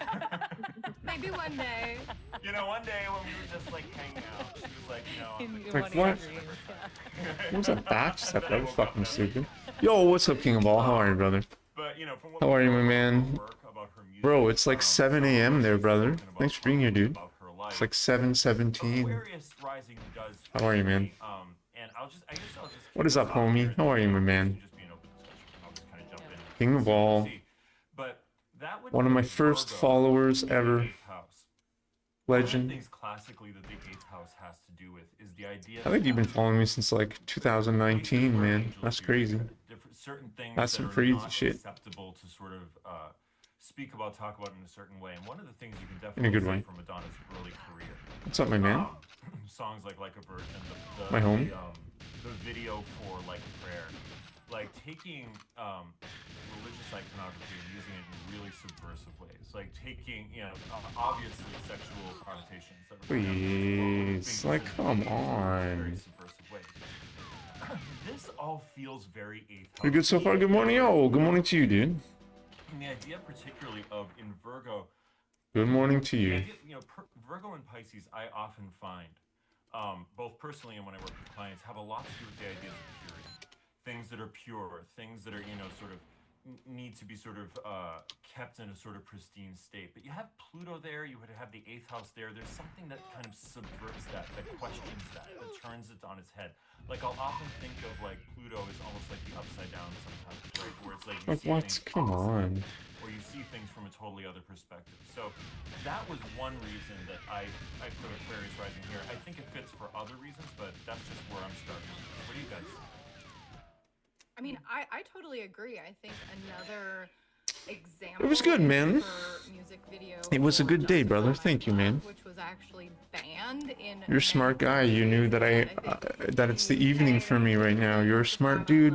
until like after 9 p.m. or something. So the It's good, man. I slept. I ate and I slept. I drank whiskey last night with some friends. particularly remember this So I had a big headache. 6 years old, but she also published a But I'm feeling pretty good. called I also did a weightlifting stream yesterday. right? And in the same year, it's So sleep is good for building muscle. so much controversy based Come on, asshole. Not you, King. I'm done with this fucking bean. early 90s, you know, you weren't I'm good, brother. seeing that type of just Thank you, homie. sexual imagery in the mainstream from Thank such you, a brother. mainstream artist. And so it's interesting too when we think about that Virgo Leo dynamic as well. What do you guys think? Yeah, I feel like that comes up for me so clearly in a few Oh, the ways, duck. but the symbols that speak so loudly about that for me are like her Venus, basically at like 0 or 1 degree. Please. Early Leo. It's for Depending King on of the All. sun, it's either at 0 or 1 No, degrees. you I stupid. hope Not you, it's, like, King. at 0, I know the game. but that complicates our rising narrative. But either way, just this new ground This is so in terms stupid, of man. sensuality and sexuality with any of the planets at like 0 or in those early degrees are like new cycles beginning. I also see like her Uranus, which is depending on which orb you're using for the luminaries, it's sort of conjunct the sun, but not totally under the beams, like it's emerging out. So there are some ways in which that sun Uranus are tangled up together, but it's not like the sun is just burning it alive and in a real state of combustion there. And then, Alex, I was really moved by what you said about the discernment and the purity of the Virgo. And I've been thinking so much lately about how Virgo's icon is literally the sacred no-sayer. It is the Virgin saying, I know what I want in my body, and I know what I don't want in my body, and I know what I like, and I know what I don't like. And to have that Virgo area of her chart ruled by the Mercury retrograde, That's a I think knuckle is well. really important, because a Mercury that is exalted domicile in Virgo can be very intensely, singularly Virgo, no-sayer. And so to have it almost retrograde, like disrupted, it's really this like winking at the camera piece that I think she does, where she's like, hey, I'm showing you all of me. But of course she's not, right? Of course, this is all part of this constructed persona that she's got going on. And so that Mercury retrograde coming back into Pluto, I think, is so strong. And Mercury, Pluto together are like bloodhound energy. You know, similar to what you guys have all said already, I was sort of thinking about, because Alex had brought up Jupiter in the North Node as a potential talking point as well, I was thinking about the Jupiter and Mercury, and this Mercury being moving back toward Pluto in, with dignity, being a really a strong critiquing energy. And obviously we see that with religion and her art. And I forget which song it was, if it was Like a Prayer or Like a Virgin. I feel like it was Like a Prayer, where she like publicly dedicated it. Yo, hi Yoshi, what's up, brother? And you've got burning crosses How are you, man? music videos, and there's just What's up, all dude? kinds of the no-sayer. I feel like Alexandra is a perfect way, where she's really just critiquing and questioning and pushing back. What's up, man? Throughout her life, she's doing this, and not just with religion, but she's Thanks also, for being here, my like, friends. from where I stand anyway, people really project onto her, right? Like she can do everything she does. Someone's got something to say about it. Like, she's demonized. And this Virgo, kind of on a different note, really made me think about the theme of motherhood and mothering in her life. So What the her mom fuck? passes Like, away fuck when you. she's young, number one. Number two, Like, fuck she's you. got these conflicts with motherhood in her life, where she adopts a child, and then Not you there's guys. some problems with that. She has to go back to the country of origin and kind of go through some lawsuits with that, and people criticized her for that and for that whole adoption process. So I know that's sort of different than what we were talking about, but it feels relevant to this Virgo stuff as well. I think it's interesting too. I'm sorry, go ahead. No, you please, Alex. I was just thinking about, like, that's another thing that I observed both with Virgo and Pisces is sometimes people who are projected upon, and maybe not even realize that. My sense is, and this is totally my conjecture, that she recognizes there's some projection on her, right? That's been part of her success, right? But there's something about Virgo and Pisces where they're mutable, very adaptable signs, and they're where the light is being exchanged, right? Where the light and the dark. So in Virgo, that's right before the fall equinox, so the dark is taking over from the light. I might take a break and floss and brush my teeth and come back and play some more. Where you're neither here nor there, and people can kind of see what I love flossing. I floss every day. For my generation, And you should too. Many queer people, she was an idol for us because she bucked tradition, right? And she was pushing back against places that felt like they were trying to push back on us. But that was our projection on her. She's always been really, I don't know exactly everything she's done with the community, but she's always been, for most, at least men of my generation and queer people of my generation, very, very popular in that regard. But in some ways, we put that on her, right? It may mean something totally different to her what she's doing. It may not. I don't know. But I think that's something is just in general with Virgo and Pisces that I've noticed a lot, is this idea of projection and like receiving other people's projections, and then sometimes not exactly knowing how you fit yourself into that. Totally. I think it's interesting because she has Neptune, which when you say the word projection, I always check out a Neptune, just reflexively. And she has Neptune in this out of sign, but sort of degree based. It's within 6 degrees of her Jupiter North Node conjunction. So for me, I would totally look at that. And this kind of ties into what Dana was saying as well about spirituality. I had pulled some transits Saturn was actually right atop Please. the North Node. Look at these conjunction animations, there, man. in 1996 when she gave birth to her daughter, and she fully credits that moment with her discovering Eastern mysticism, which is pretty goes too interesting. There was fast. a lot of other transits that were happening at that time. I won't like kind of confuse them, but I think she gave birth to her daughter in October 1996. 96. Yeah, there was an eclipse. An eclipse is what it was, within 5 degrees of that. Yeah. Right there, and we were talking before, but like I fully credit her with this weird 2000s surge of like people wearing the red string on their finger. I don't know if you guys remember that whole phase. The red string bracelet where it was like, oh, everyone's into Kabbalah, and everybody's like, what is Kabbalah? It was like this resurgence of mysticism. And I think that really highlights what we said before as well about the way that symbols show up even if you don't have the houses and the timing, because Jupiter is always going to have something to say about spirituality.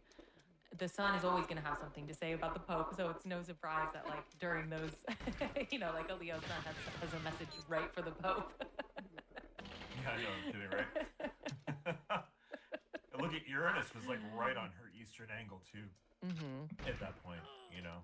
Yeah, her transits are super interesting. I think with eminent people, that's something that people kind of get confused about, because sometimes a big transit will happen for them and they're like, you know, not anything huge happened in my life. And it's like, well, you're not controlling the fate of nations, you know? Like, of course, it might just have been a mood shift. Fucking game. Like, fuck you. An incredibly Sorry. eminent person Pardon might me. have something that feels a little louder to see. Absolutely. Well, and that 1996 was just a Sorry, guys. huge year for her anyway, as well, because she released I swear, watching me, you think I'm like bipolar or something? was like the first role that she actually won critical acclaim for. Prior to that, she had definitely made her foray into acting. I need some weed, man. I need some fucking cannabis. And Evita is a God damn it. musical, and so That's what I need in my life. It's the only thing missing. Like, that's what I need in my life right now. Just like a fucking big bag of marijuana. Driven way. What's interesting too is if we are correct about guessing this rising, well, regardless of this particular rising sign, this would have been in 96, it would have been between like a second house and third house perfection year that she was in, so we can kind of see some of those other themes coming to the surface as well. You want to see a little bit more about that, Whitney? Because I think some people might be interested to learn about like the perfection and Yo. Yes, of course. So the way that annual perfections work, basically, as we age, we Oh, you mean with can jungle? move our sign one sign in each house, and so Like shit uncompleting? we have these set annual perfection years. So when you are, 35, for example, I think that's. I'm wondering, maybe it like reloads the. 36.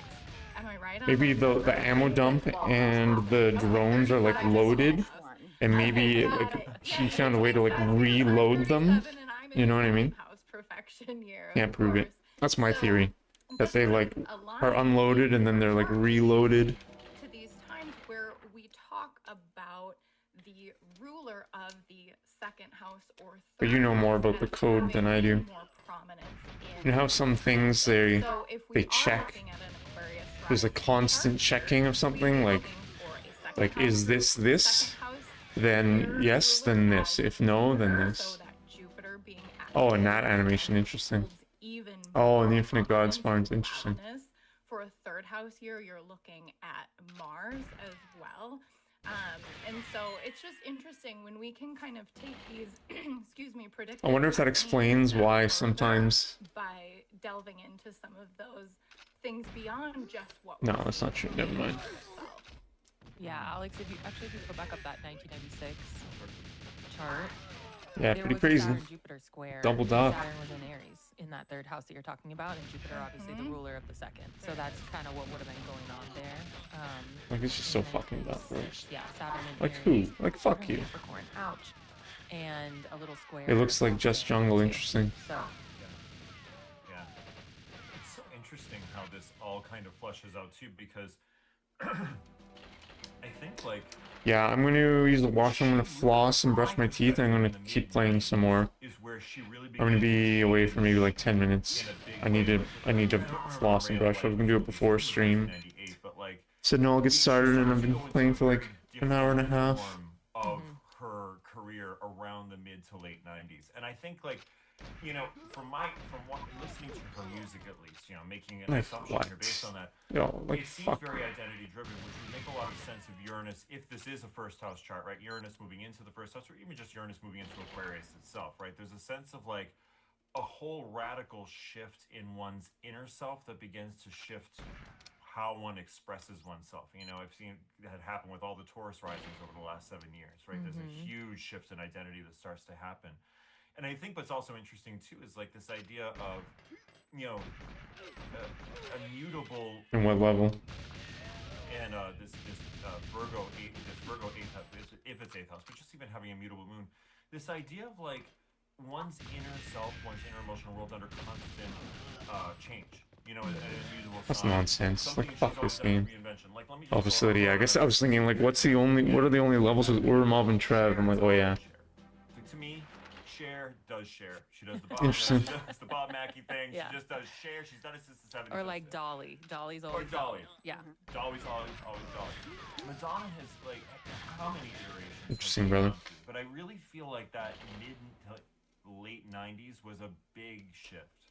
Yeah. For her in a lot of ways, artistically, at least in her music, you know. Uranus opposing that Venus, I think that's really powerful. Like this symbol, stupid regardless fucking of game. house, Like fuck because you. It was like a time when she didn't, you know. She Sorry, never King of All. I know you like PG sexual, streams, but it was not. That wasn't the point. It was almost like it's a game where we pass away people. Now, and incorporating that spirituality. So I'm gonna swear. And Virgo is Mercury's feminine magician archetype. So the idea of like that constant mutable alchemy that's going on in someone's life, and it's underscored by the fact that, you know, as this Uranus is opposing her Venus, it's also squaring that Neptune. So it's like toying with those projected ideas and those things that we're seeing. And that Venus rules her Jupiter and her Mars. So like that's a time of great change, regardless of where those angles are, to have that Uranus-Venus opposition, I think.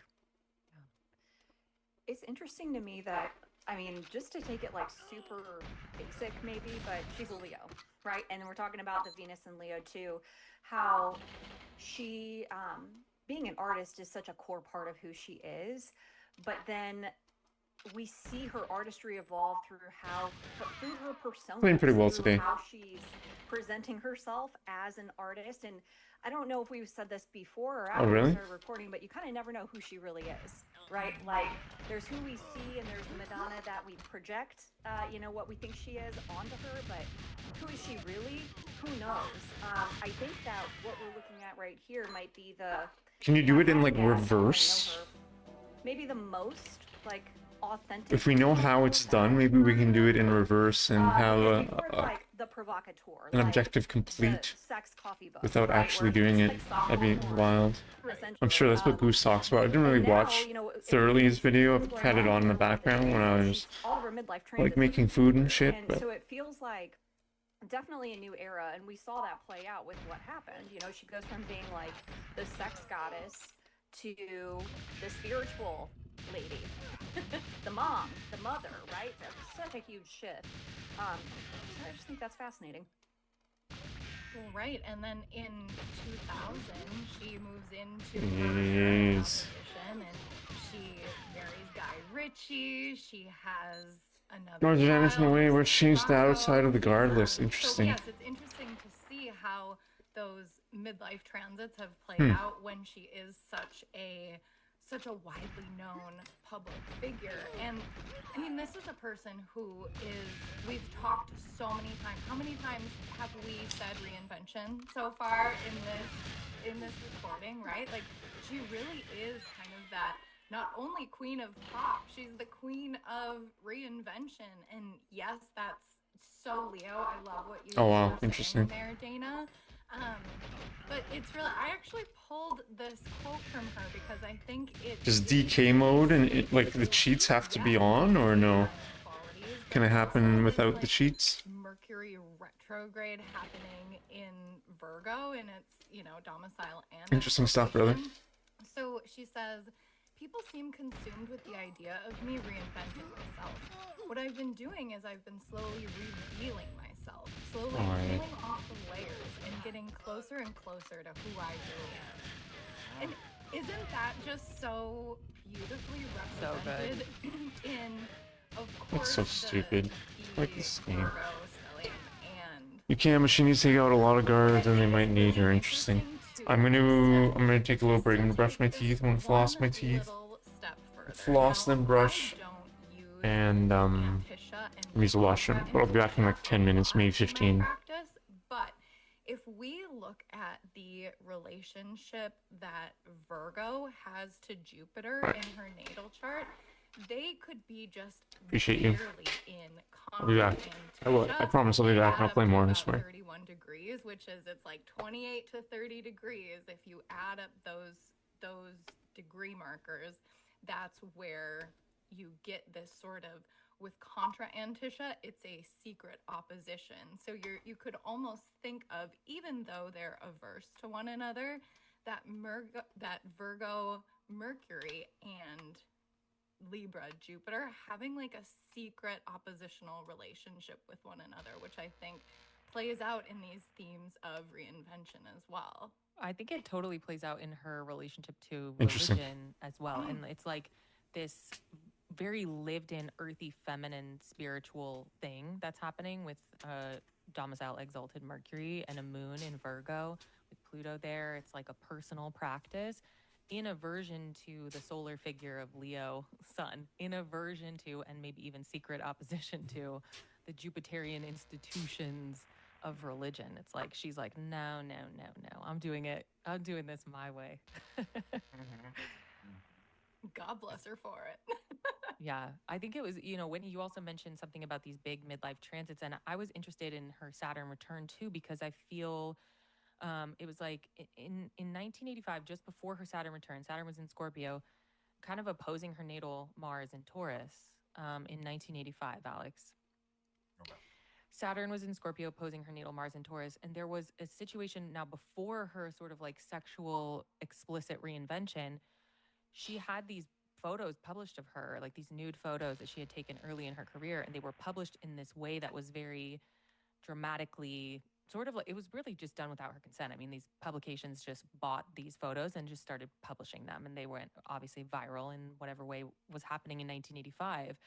And it felt like such an important thing. And she would kind of toy with the public about it. Like at one point in one of her concerts, she was like sweating, but she like was like, oh, I'm not going to take off my jacket because somebody's going to blackmail me for this picture later. Like she was kind of toying with people about this.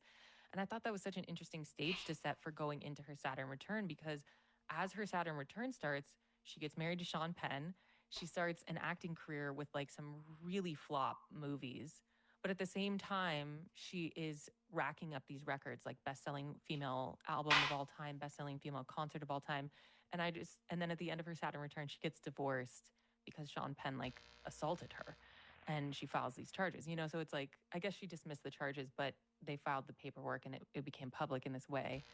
And I just thought that was such an interesting mixed bag Saturn return experience, where it's like, you're becoming the legend at the same time as you are grappling with these very real life issues. Like you're unhappy in your marriage, and unfortunately in this big world stage way, just like being exposed like that.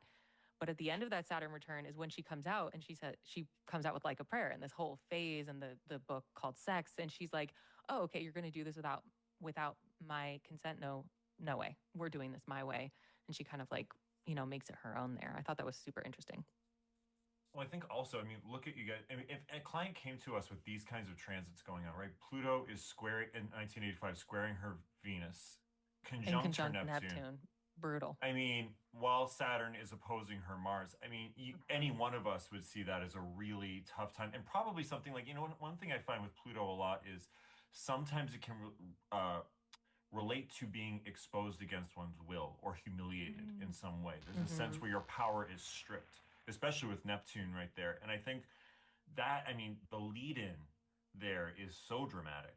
But I think also what you're saying, Alexandra, is so important. It's just like, but it also is bringing up her as in of herself, which is a really, I hate going back to Virgo, and I've been on Virgo for like this whole thing, but that is a really important part of like the Leo Yeah. Virgo story, is like being yourself. Like she's making this, you know, regardless of her marriage status or, you know, who she's with or what's going on, herself is becoming much more prominent and like standing on her own 2 feet in a big way, Totally. in a big stage, you know?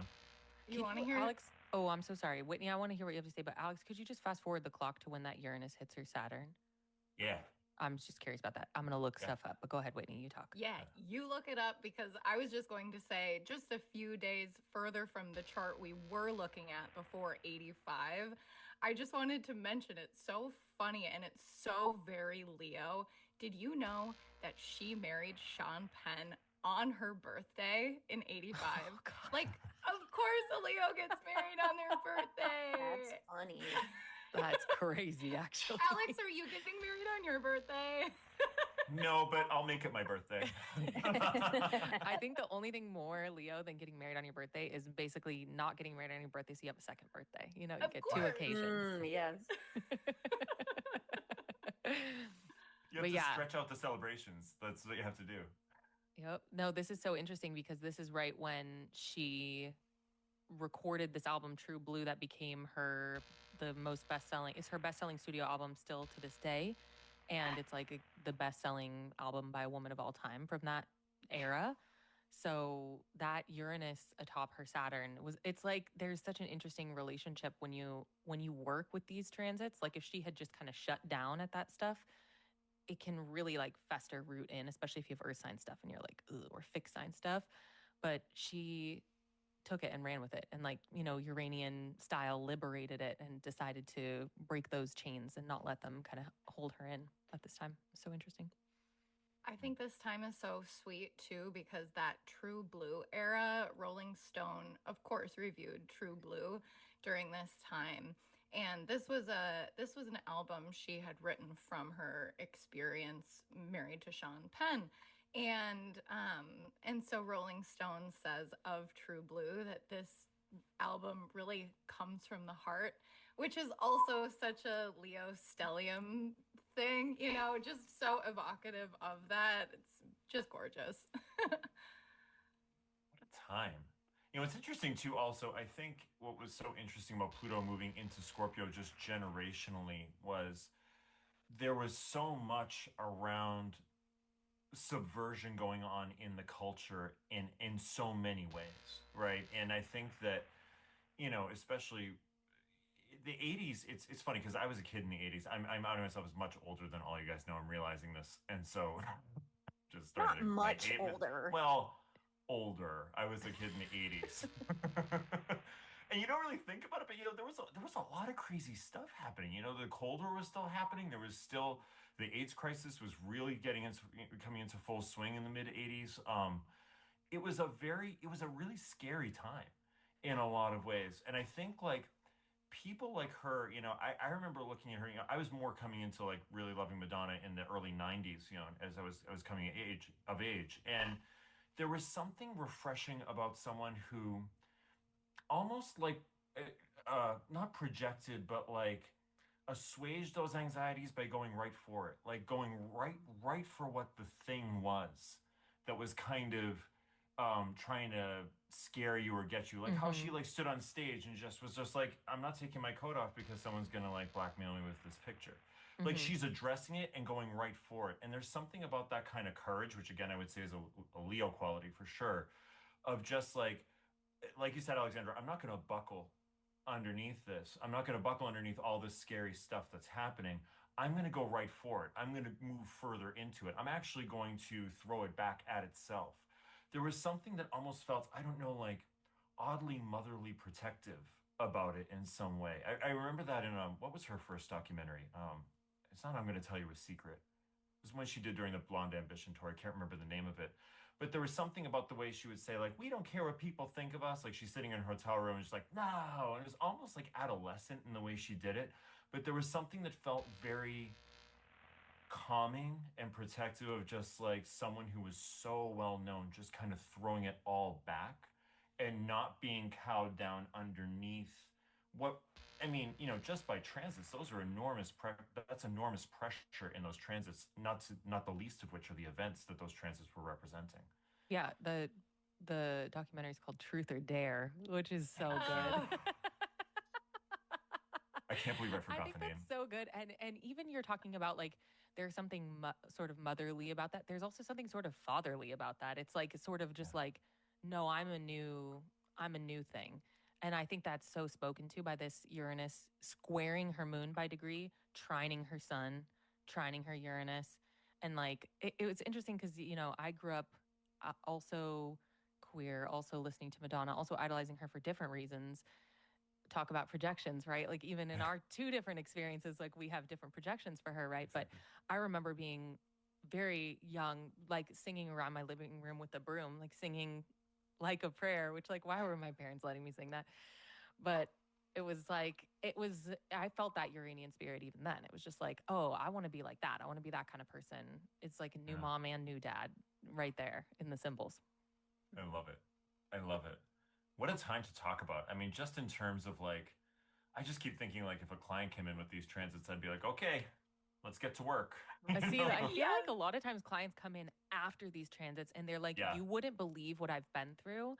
Tell me it gets better. And I love getting to tell the client, like, you will never go through what you just went through again. So don't worry. That's in the rear view. Yeah. Well, is there anything else we want to talk about in terms of transits, Alexandra? I just had a couple more points on the chart before we start wrapping up, but yeah, I mean, I'm down. I have a few other transits, but we can also go back to the natal. I think her natal chart is so interesting. So, so I'm thinking of the Libra here, Dana. our Libra. Dana and I are Libra, almost twins, moon and rising. Every time we would record the horoscopes, it would be like, you go first. No, you, please. No, every no, time. Please, you, every time. Like we could never get. Want me to? Are you saying you want me to tell you the transits? Yeah.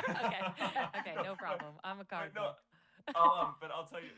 One of the things I thought was because I was listening to American Life, which I haven't listened to in years. I was listening to it today at the gym before we got on this call, and there's this part in the middle where she's almost rapping, and she goes, I've got 4 lawyers, a manager, 3 houses, and a chef. Do you think I'm satisfied?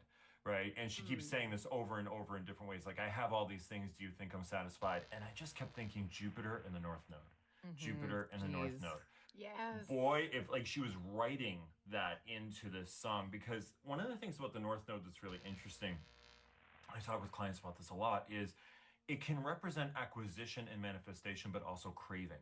Like that sense that like there's an emptiness that you can't quite fill, or there's something you're looking for that you can't quite find. And I just thought like, whether she's just writing that into music or she's writing something out of her mind, I don't know. But it was so perfectly representative of a Jupiter North Node conjunction. More, but the more never quite feels like it clicks. There's like another thing, Yeah. Well, then it really gets at what Jupiter's all about, right? Because we could talk about the spiritual angle too. It seems like all her life there's this quest for deeper spiritual understanding. But then there's that side of her that's like, I'm a material girl, like I like my stuff. I like being rich and I like all that comes with this lifestyle that I have. And I think that lyric you just pointed out, Alex, is like, that's the path that this conjunction took her on of like, yeah, I like stuff. I can get stuff. I'm highly successful my whole life, essentially.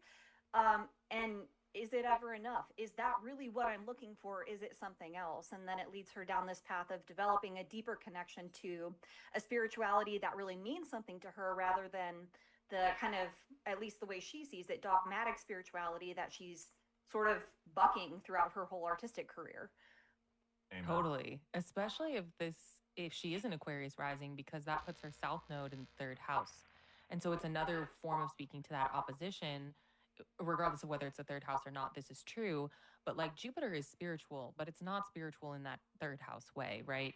It's spiritual more so in the 9th house way. And so to have it conjunct the North Node, which is often that hunger that Alex is talking about, it's almost like I could imagine her looking for an institution big enough to hold her.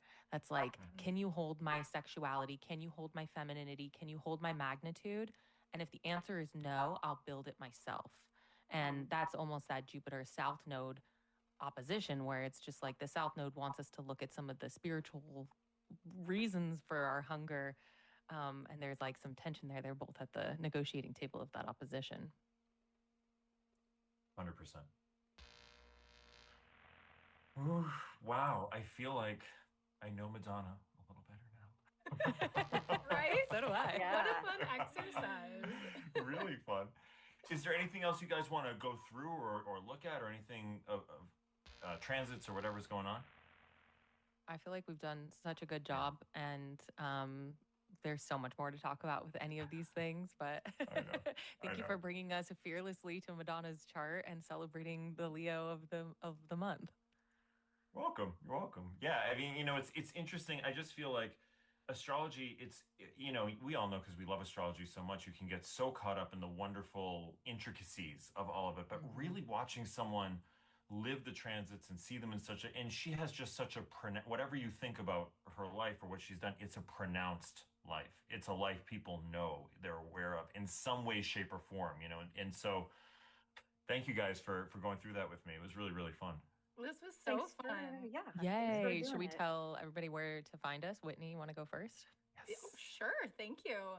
Yes, you can find me at online to book a reading at astroarcana.com. You can also find me on Instagram at astro.arcana.astrology.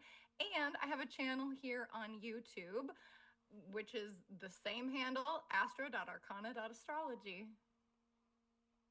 Love it. Who's next? Popcorn, Dana. He brought back popcorn reading. I love it. Yeah. Love it so much. I'm Self-Help Witch everywhere, on Instagram, on YouTube, and on my website, selfhelpwitch.com. Nice. I'm 9 Lives Astrology, the number 9 Lives Astrology. And I have weekly astrology stuff coming out every week on Mondays on YouTube. I'm on Instagram. I'm on my website. I'm around. What about you, Alex? I am at www.alexamorosi.com. You can book readings with me there. You can book energy work sessions with me there. And you can also find me on Substack at The Subtle Universe. That's where I am right now. I'll probably be back on Instagram at some point, but right now I'm enjoying a nice big break. You look like you're just thriving without it. And so I'm almost like, just don't come back. Yeah, I know. I just felt like I was like, oh, this feels so good. Yeah, for sure. Anyways, thank you all so much for joining us today on the weekend edition. I really feel like it's the news of Nightlight Astrology. As always, go to nightlightastrology.com and check out all of Adam's great stuff. And we will see you soon. Bye, everybody. Next weekend. Bye. Next Yeah. Thanks, bro. Thank you for your patience, bros. I'm back. Oh my god, my teeth feel so good now. Like the squeaky. You want to hear the squeak? Do you hear the squeak?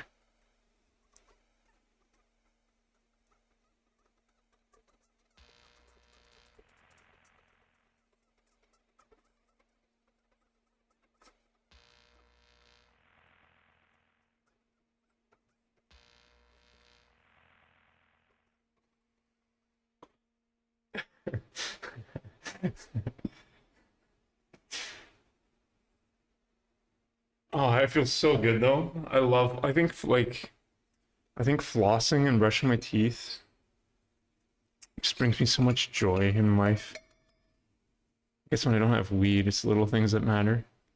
Even though rando isn't done, you can still use to scan the game for other levels. This happens. Interesting.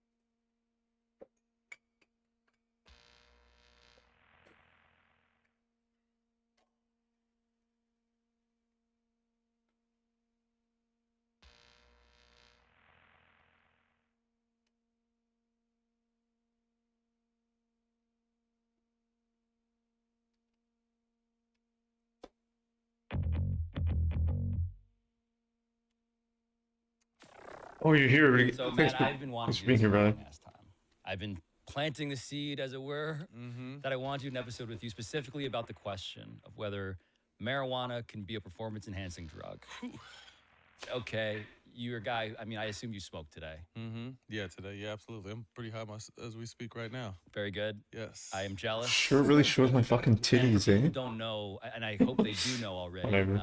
Your Sorry for the reputation, double but how you standard, women. describe the sort of player you were. Are my fucking titties hanging out in this shirt? I might have to change shirts. It's It ridiculous. was coined 3-and-D, just a hard-nosed defender that had, did a little bit of everything on the dirty work side and defensive side, and then, knocked down shots when I got the opportunity.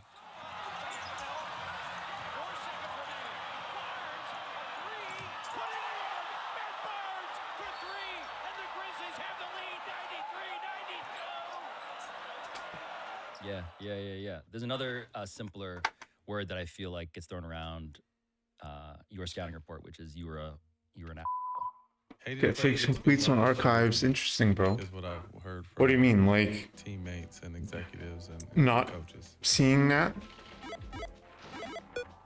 Okay. Or So not if you wanna going to understand that? the culture of a sport, That'd if be you want to crazy. find out, for example, Oh, why I forgot the upwards of towel. Here it is. 80% of the greatest basketball league in the world may smoke weed, you can't really go to the superstar athletes. This is a theory I have. They are simply too famous. They have too much job security. What you really need to do is go to California and sit down with Matt Barnes. Because the most distinguishing thing about Matt Barnes, to me, is his candidness about what it's like to play for 9 different teams over a 14-year NBA career, and also about what it's like to have been, according to my own research here, arguably the biggest stoner in professional basketball. And all of this was back when smoking weed really meant something, by the way. Matt Barnes is from Sacramento County, and he was doing all of this when it was very illegal. Back before legal dispensaries, back before all of these stores that have opened up. This was still years and years away from the NBA deciding, finally, to stop testing for weed altogether. You were doing this. Oh wow, the before, NBA doesn't like, test for during- weed anymore. I think this is a key distinction here when you talk about policy change. NBA really. I stopped watching the NBA after they did Kyrie Irving dirty. Watch back then. I haven't watched a fucking NBA game So let's just start from the since start. So they said that Kyrie Irving was like a super spreader, and they fucking banned him from playing basketball because he wouldn't take fucking injection. chronologically speaking, when does the relationship between marijuana and basketball begin for you? Man, my dad dabbled in the streets a little bit. And when they imposed the injection mandate on to enter a fucking NBA stadium, just the most insane thing. I stopped watching like right that day. Smoked cigarettes, and I hated smell cigarettes. But I remember when he smoked it, I didn't know what it was at the time, but he would smoke this joint and it would smell different. And he would relax and he'd have a Budweiser and he'd watch something on TV, and that was kind of like the mellow time we would have. And it just always stuck with me. So at 14, I stole some weed from him and tried it. And the first time got a huge headache. Huge headache. But I wasn't a quitter. I jumped back on the horse and kind of found early on, this is 14, 15 years old, it relaxed me, it focused me. How would you describe that? So when you say it relaxed you, what did you need relaxation from? It would just allow me to kind of relax and focus and take things step by step and, not overreact, and it helped me sleep. So it did a lot of things early on that I couldn't put my finger on, but I knew it just made me feel different and made me feel better. Now there's medical research to back up what I know it's been doing for me since I was... Isn't this game just so fucking stupid? When you mentioned that your dad, he was in the business of drugs before this was a business that was allowed. Right. So when you think back, just how do you describe it for someone who isn't familiar with what that must have been like? It was different because it wasn't just weed. It was coke. It was a lot of different. It was the 80s. You know what I mean? So it was interesting because me and my brother and sister all steered away from that. I felt. But there were some kids. I'm 5 years old. I'm playing with the neighbor kids. Michigan Are skip. getting high, and my little friends knock a plate of cocaine. Oh, anything goes, yeah. They're foaming out the mouth. So I'm running to my house to tell our parents that The irrelevant- 5 years old, 6 years old. So I just saw a lot at an early age, and I kind of feel like either if you see it, you're going Category. to steer towards it, or you're going to steer away from it. And I steered away from it. So my goal was to never kind of be back in that kind of situation or environment, and I knew there was Sorry. more out there. So that was kind of always my goal. I'm going to be throughout positive my today. I'm going to be a childhood and positive high school person. days, college days, and Positivity only. So the biggest difference between Matt Barnes, even at an early age, stoned and sober, is what? How different are those people, would you say? I mean, they're not. Skip the trigger in the first different. I room. think at an early age, I think obviously you have to handle what you can handle. You know what I mean? I went to school with a bunch of excuse me, but I went to school with Invisibility. so they're taking 6-foot gravity. Oh, well bong then rips. Matt can't see you. Yeah, right. Can Matt see you with invisibility? 6-foot bong rips, and then there was gravity bombs where we used to take an Alhambra bottle and to cut the bottom of the Alhambra bottle out, make a bowl at the top. I don't know if it's submerge enough. it, make a bowl, and then So that's the first time, funny enough, we're talking about a gravity bong. The first time I got high before a game. This is, I think it was in my senior year of high school. We're playing in this tournament. What if you have like invisibility and you use like a rocket or a grenade or something? Dominating first game. So that you pass them all away at the exact same time. Friday of the second game. Or proximity mines. And it was like Teen Wolf. Or remote mines, rather. You place a mine right under them. Where you're turning and everything's coming a little bit It behind you. can't pass away. Oh. And turning, and it's just like, it was, I was too high. Mm. I played horrible. My friends were up in the stands laughing at me. I want to say I was averaging like 35, 40 points in this tournament. I had like 4 to 6 points in this tournament.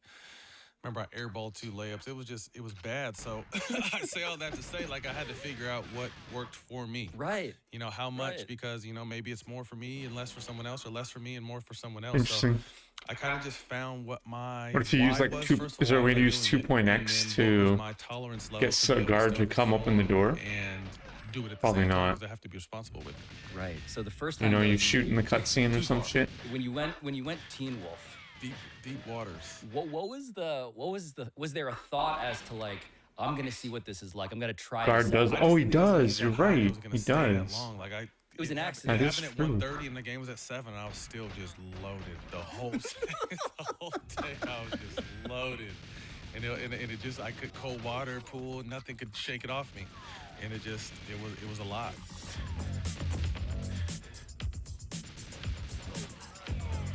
Oh man.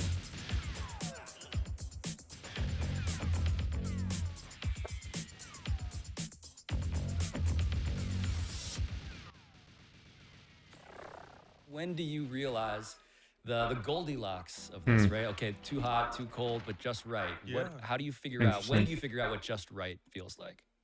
I remember the football season early on. I hurt my foot and kind of kept playing, and it was. Because you were also like a star receiver. Yeah, I was a better football player than basketball. So just, you know, before a game, kind of finding out, okay, you know, half a blunt, what would that do to me? Okay, I could do that.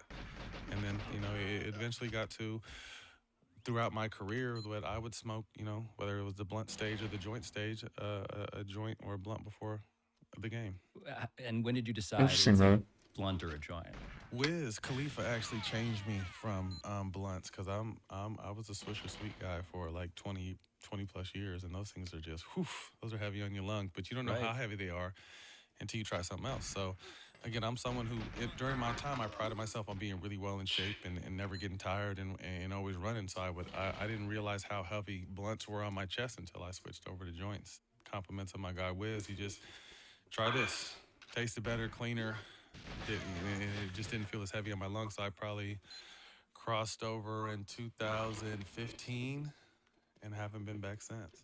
Okay, so I want to go back to college though, right? So high school, I can imagine you get away with some stuff because it's high school, and I guess they're just not. There's not a testing program that's official. Interesting, brother. But UCLA, I mean, you put A little different. UCLA. Yeah, it's a little different. How would you figure out this is what I need to do to not get in trouble? Niacin, I think it was. They said, because you'd hear urban legends of guys on campus, what do you do to get it out of your system? So I stayed on campus for 4 years and had 3 tests, and somehow got by all of them. I just didn't go to one. That's a pretty good way to not go to one. fail it. To not go. One Like, who was shot me niacin, there? and That's so one I dumb, mixed with man. water. I felt like I was going to be, like, pass out. And one was diluted, and it was fine. One I didn't take, and then the niacin flushed me one time. At first, you know, I didn't know who at UCLA smoked, so I used to just be by myself, and there's like a wooded area with steps down to the fraternities. So I used to go back there and smoke by myself because I didn't know who else smoked. It's relatable in the sense that like you got to go to this like wooded area Yeah. by yourself I know. because the stakes are high. right. No pun intended. Yo, but for real though, I want people to understand because this is around what time? What year? 1998, 99, 2000. Right. So this Way was early, like way early. headlines in newspaper stories. Absolutely. If you get like popped real for trouble. this. Like, probably get kicked out of college possibly. How obvious was it though that you were smoking and playing and evading the tests at the time you were doing it? I mean, I was just good. I mean, I've always been really self-conscious of, okay, if I'm gonna do this, I can't, because I'm public. I'm a functioning smoker, I guess you would call it. Like before I'd go on ESPN, before I play, like I'm always smoking, but I always have my little kit where I have my toothbrush, my mouthwash, some cologne, a change of clothes, some lotion, so because I can't walk around smelling like it all the time. I just understand this is veteran professional. savvy. Yeah, right. now. Come on, man. Yes. No, I think functional is a key. It's a key adjective to all of this. Got to be, man. It's got to be some balance. Right. So, okay, but the idea that, okay, I have a kit, I have a process. Yeah. When did that specific ritual really set in where you're like, I know how to do this? College, it was because obviously I knew I had to hide. But, once I didn't really, not that I didn't care, I don't want to say that. Just once I was kind of more recognizable and in situations and around people that would, because I've been around athletes, unfortunately, that smell like a whole pound. And I'm just thinking like, it's cool. I know you smoke, but it's kind of irresponsible from a standpoint of we're not there yet. You know what I mean? We're not there yet. So you're kind of giving up the secrets for everybody almost. Right. No, but this part is really important. The nuance of what you're describing, which is, if we're gonna do this at this time, like the early 2000s, we need to be careful and responsible because we're all at risk here. Are you doing the thing where it's like a paper towel roll equivalent and like some fabric softener in it, or like? I mean, it just depends. I mean, I was always a big candle dude, so I always had candles. I'd always block the doorways as much as I can. Sometimes I used to run the hot water early on, but then it would get too hot in there. It would just cause more steam, and you would think, so who knows scientifically. Other smoke. It's maybe an urban legend that it actually worked, but again, I just tried to control it with, and then anyone who came to my room. Just made sure they were good. I would tip them allies. well, and just make sure just be very respectable when you're going in, I guess. And so the consideration for other people, you don't want to get in their way, you don't want to make their lives harder. Right. Makes gooses around it. What you're also doing is like living in the future. Right.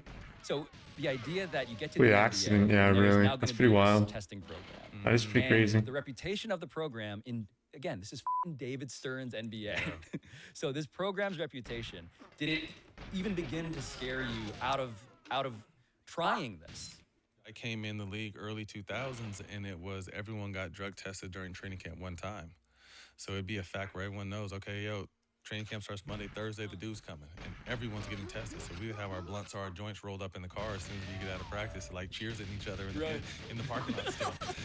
Because we knew it was coming. But I kind of... Hold on, but that scene, though, the idea that, like, it's kind of like, it's almost like that's graduation. Yeah, like day whose house are we going to after practice? Right. We're going to go smoke a couple and, So it starts off with, that's going to be one test in training camp, preseason. To 4 randoms. So I want to just generally situate, again, like the kids out there, right? For like what's happening in the league at this point. Because this is now David Stern, this is like the dress code had been implemented. Yeah. And so the question of like, why, Matt? Why does it go from one predictable preseason test to 4 randoms? It really sucked, man. I'm so fucking mad. In other sports. Whether I'm it be terrible. Football, baseball, I don't remember the exact years, but it was in the same late 99. time. Early 2000s, mid 2000s, baseball.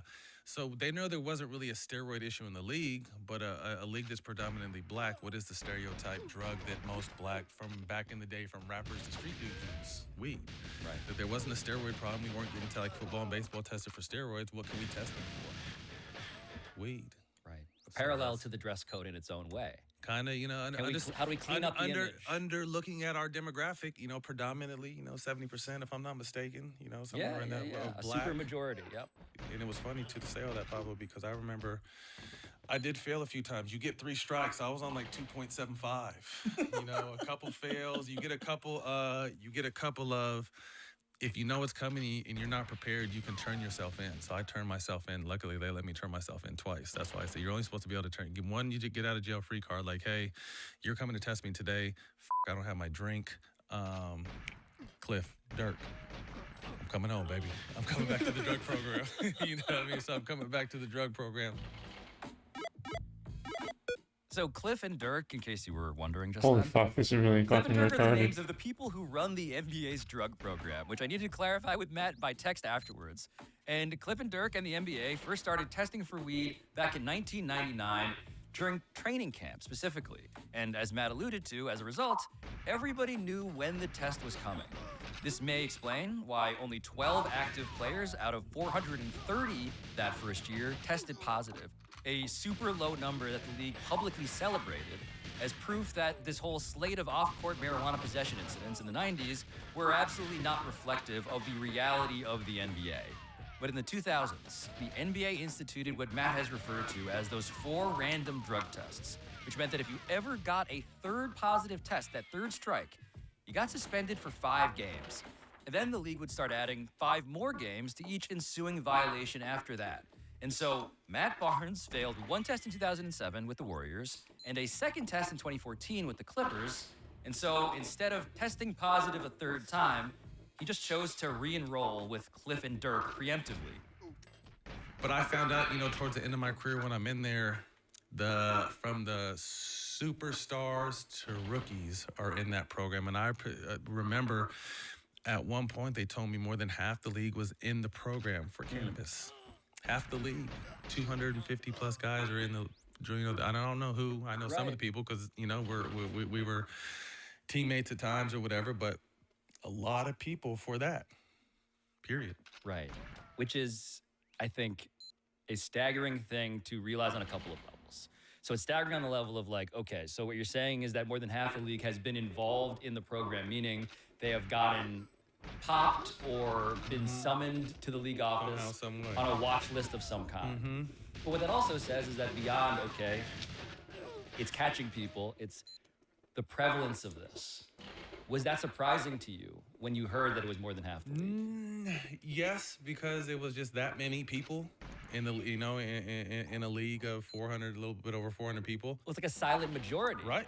Literally. So the NBA has its own version of a war on drugs. Yeah. And it's done, I think I'm with you on the level of, this originates from a PR perspective.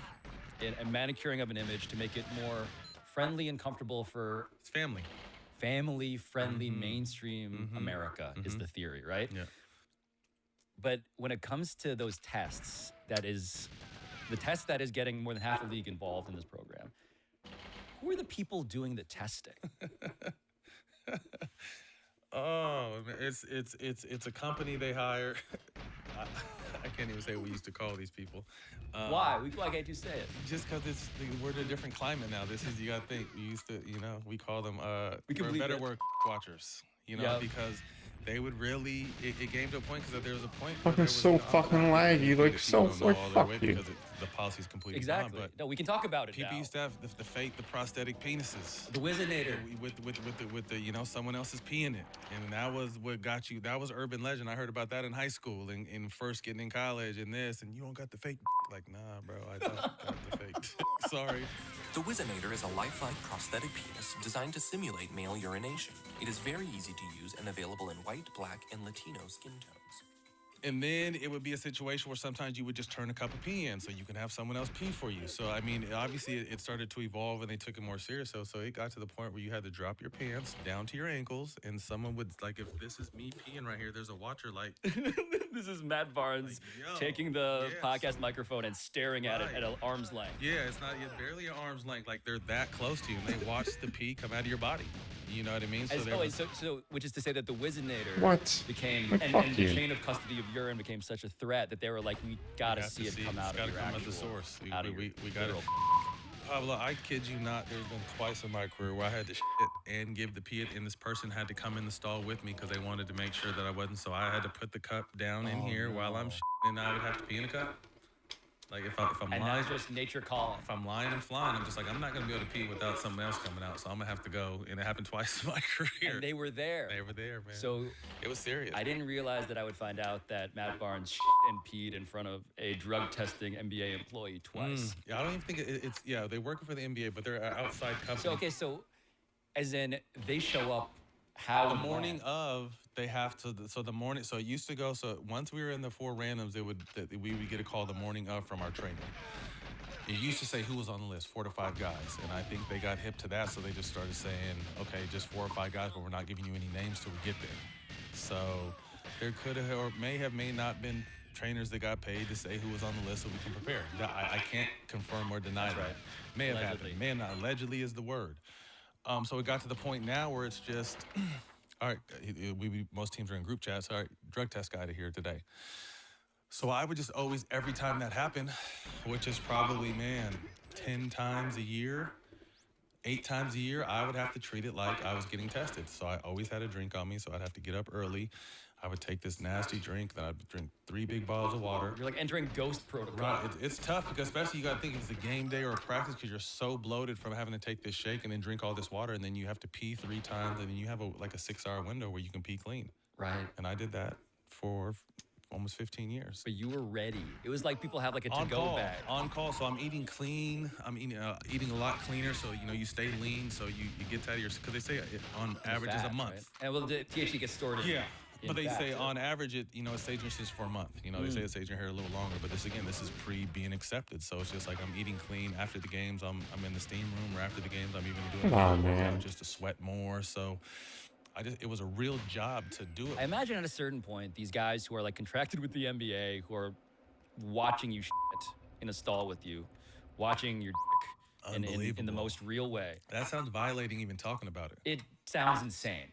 I wonder if there's even some sort of like camaraderie. We're just like, oh, we knew the dudes by name and everything. Like it was cool. We would be cool with them. We'd be cool with these dudes. We knew them by name. It kind of just was what it was. I mean, they knew they were watching, and we knew they had to watch our. So it was kind of just damned if you do, damned if you don't. We need this piece somehow. That's what it was. oh my God. Just a series of incredible sentences.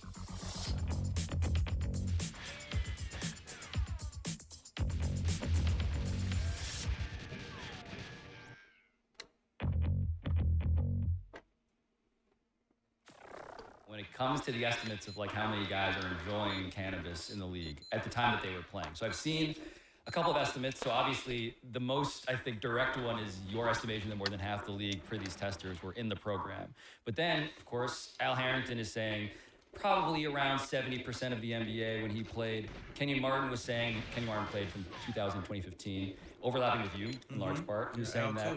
Yeah, 85% of the NBA is his I'm number. just saying only half the league was caught. That's not saying so a lot of people got, because you got to think, I got caught 2 times and I played for 15 years. You know what I mean? So there was a lot of times I wasn't getting caught. Right. And so the question I have, which is based off of just that degree of pervasiveness in the league, when you think about why they were doing it, what's your theory? I don't know why. I can never speak to why they were doing it. I can only speak to why I was doing it. And it was something that it would just became a part of me and to this day. And I feel like in life, whether you're a big-time athlete or CEO or just a housewife that takes care of kids all day, like everyone has a vice, whether it be a glass of wine, whether it be harder alcohol, whether it be harder drugs, whatever it may be. And I kind of just felt like cannabis is not really that bad. Fuck Now that you, there's medical bitch. research backing it up, it was just kind of my vice. And that's why I did it. Again, it was as an athlete, I wasn't someone who popped pills a bunch. While pills are, I've talked to football guys where, pills are like in big jars of, it's almost like little candy for them. But as, for athletes, there was the problem? For basketball, it was, we can get our hands on anything we want. I mean, I even got shot with Toradol to play, Which is, before. again, a football style remedy. Yeah, so it's just like, it was always that or, cut that in half and smoke weed with it. So the idea of like pain management, I think, I wonder if people appreciate how much of a constant state of pain some players are in. 'Cause football is like, well, that's football. Yeah. But the NBA is saying that hardwood. I mean, banging, falling on the ground, ankles, fingers. I mean, obviously football is contact every Fuck single, you. and it's played on grass, and it's a very physical sport. Hockey, very physical. But basketball is that hardwood, and we're on the ground a lot, and people don't realize how hard, like, the ground is undefeated. You know what I mean? So it's just wear and tear. It's a long season, 82 games. So, I was lucky to not really have any significant injuries, but it's just the wear and tear of just basketball alone is a lot on your body. Right. And so coming into this, I was like, okay, if we're talking about 85% of the NBA potentially, 85% of the highest level basketball league that's ever existed, enjoying cannabis, I want to get to the question of how many of those guys, or at the very least, how realistic it is that some people were taking whatever form of marijuana that they were in order to actually play better, in order to be better at the game that they would be otherwise. I wouldn't say that cannabis directly makes you better from an enhancement standpoint of an HGH or a steroid or something like that. I would say it enhances your play because you get a great night's sleep. It helps with inflammation. I smoke before I played, so I'm watching game film on Kobe, and I'm high, so I'm tuned into his moves. I know his rhythm. I know when he takes 2 dribbles right, he's going to stop and shot fake and get me up in the air. He's going to, so I'm locked in. You're on stoned watching Kobe Bryant. the task. film. Whoever it was, Yeah, Carmelo yeah. Anthony, You LeBron were doing- but James, I Kevin wanna- Durant. That was my job. I had to guard the best players in the world every night. The best guy on every team I had to guard every night. This is why you're the perfect person to talk about with this stuff, because your job was not merely to like get onto the floor and passively be a normal person while stoned. It was to stop the greatest scorers in the history of the league. Man. But there are lots of people out there who are listening to this conversation, and they're like, when I smoke weed, I need to sit in a couch and not move. And you're doing potentially the most opposite version of that entire spectrum of possibilities. Right. I'm trying to stop Kobe Bryant from scoring 40.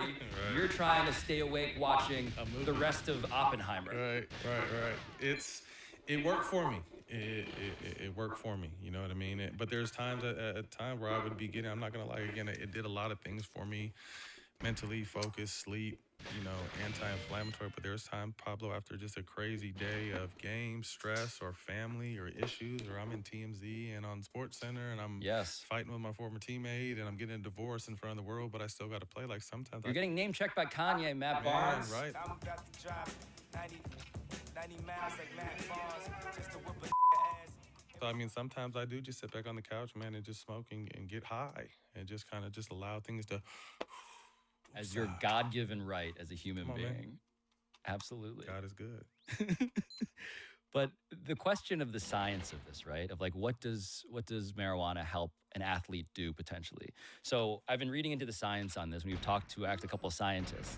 My name is Angela Bryan, and I'm a professor of psychology and neuroscience at the University of Colorado Boulder. And their argument is, one of them is, this is not a performance-enhancing drug. And what Professor Bryan did in retrospect made a lot of sense. She set up this experiment to test the effect of cannabis on athletes by asking a runner to run the same route twice. Once under the influence of cannabis, and another time sober. Under the influence of cannabis, people, they went pretty significantly slower in the cannabis run. The data we have collected suggest that, you know, the organizations that ban cannabis on the basis of it being a performance-enhancing drug are flat out wrong. But what you're saying is that you found benefits personally when it came to how you proceeded on the court. And so one of the things that I'm curious about is when it came to playing in the game, specifically, how do you think it made you better? I just think it was focus. It helped me with my focus. But I'll even take it back. Say we're in LA tonight. I'm playing for Golden State. We're in LA tonight. We play Kobe and the Lakers. And then we have a back-to-back on a TNT game, which means everything's a little bit later. And we got to fly to San Antonio right after this game to play Tim Duncan. So we're getting to San Antonio. TNT game. It's going to go an hour longer. Everyone's got to do media after. It's going to take an hour and a half, 2 hours to get on the plane and actually in the air to San Antonio. We're not getting to San Antonio until anywhere between 2 and 4 a.m. So What the some fuck is people, this? it's hard to get off a plane, wake up, get on the bus, and get to your room and go right back to sleep. What are you going to do? Are you going to drink? You're going to take a sleeping pill that's going to have you groggy now for 8 to 10 hours. You know, it might mess up your pregame nap. Or me, I'm going to go ahead and smoke me one to the face and make sure I go to sleep, you know, within the first 30 minutes, 40 minutes while I'm there and get a great sleep and get ready to guard Manu or Tony or whoever else I had to, you know, guard that day. I was just glad that it finally has reached a point where there's medical research backing this up. And now most of major sports, if I'm not mistaken, test for it once or don't test at all for it. Yeah, no, I mean, this is where we are living in the future being the present tense now. So, like, for instance, I just want to contrast this, right? So Al Harrington once said that he would never get high before playing like Kevin Durant.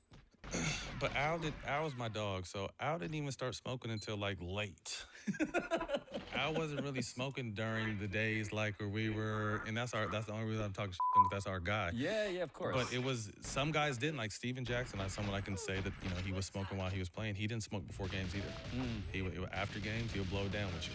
But before games, he wouldn't. So this club that you were, of course, a charter member of, like, I'm smoking before a game. Explain what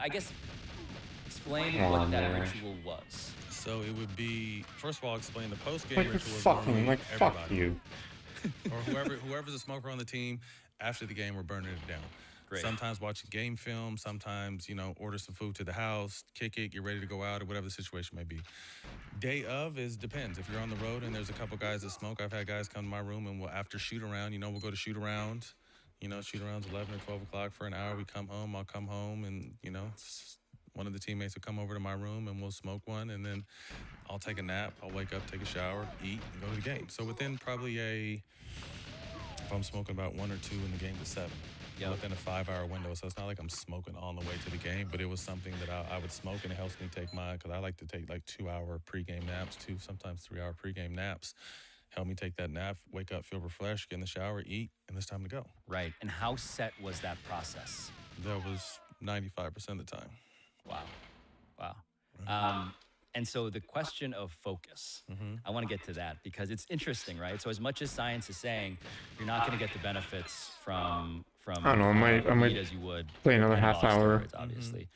It's interesting. Pretty good runs, like but archery. I don't This know. is where you got to go a little bit off the board to see the parallels. They're playing well. In Olympic archery, alcohol is a banned substance because the theory is that alcohol for some people calms their nerves. If you ever played darts, if you ever played beer pong, all of us have felt like Kobe. Oh, at one time, I'm nice at beer pong, by the way. I have no doubt about that.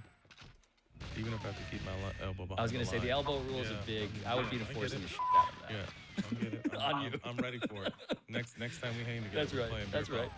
Who else was on your sort of approach? Who else is like, how many other guys were like that? There was a lot, to be honest with you. There was a lot. Again, close team. I would only speak on people who are close. The Steven Jacksons. Who else can I speak of? Yeah, who's okay with this now? It just depends because people are at different places in their life. Like some of my OGs, like someone who kind of raised me, who was my big brother, was instrumental in kind of making it like this is a responsibility. You still have to do this and this and this. And he was someone who was kind of, again, big brother in me when I first came to the league, and I was bouncing around and not really set on any team, but still doing it because I knew it was something I was with. So I'll leave it at the names of Steven Jackson, but I played with some of the greatest players ever to play this game have, been involved with this plan and winning championships. By the way, was there a sense as to like when you were in the league, were guys smoking? Were they eating edibles? Were edibles really a thing at that point? Edibles were just coming along. You got to think my last year was 16, 17. So edibles had touched down. But I felt like you had to be really well versed in that space, and I wasn't. I had a couple homeboys that they had the edibles down to microdosing before it was, because they just first came as edibles, and microdosing came later. Yeah. But I had homeboys that were test dummies that would crash and teen wolfing. And figure out what's right, and then and these are other athletes, these are other teammates. You know what I mean? One particular teammate was a test dummy with my dog. One of my own. How does one end up the test dummy on an NBA team? Just he's the one that wants to jump in there. What? You know what I mean? Like I said, edibles were new. Like we all kind of knew we all had our older stories of how we found out how the actual joint or blunt were for us. Edibles are different. There's only one way to find out what this specific edible contains. You got to jump in there, butt naked, and see what happens. Dumb start. What? Fuck you.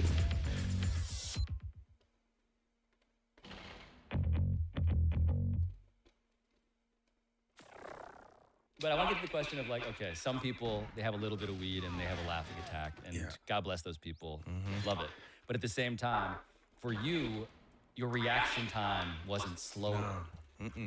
That's the crazy part. Is like that's for so many people unrelatable. Yeah.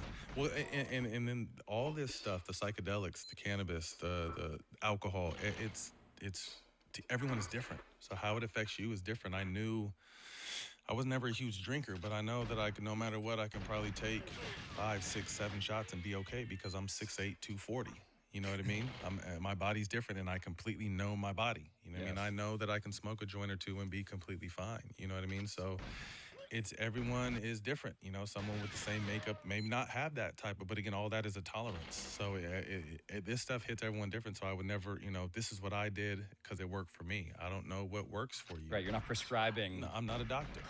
But if you want to have fun, come kick it.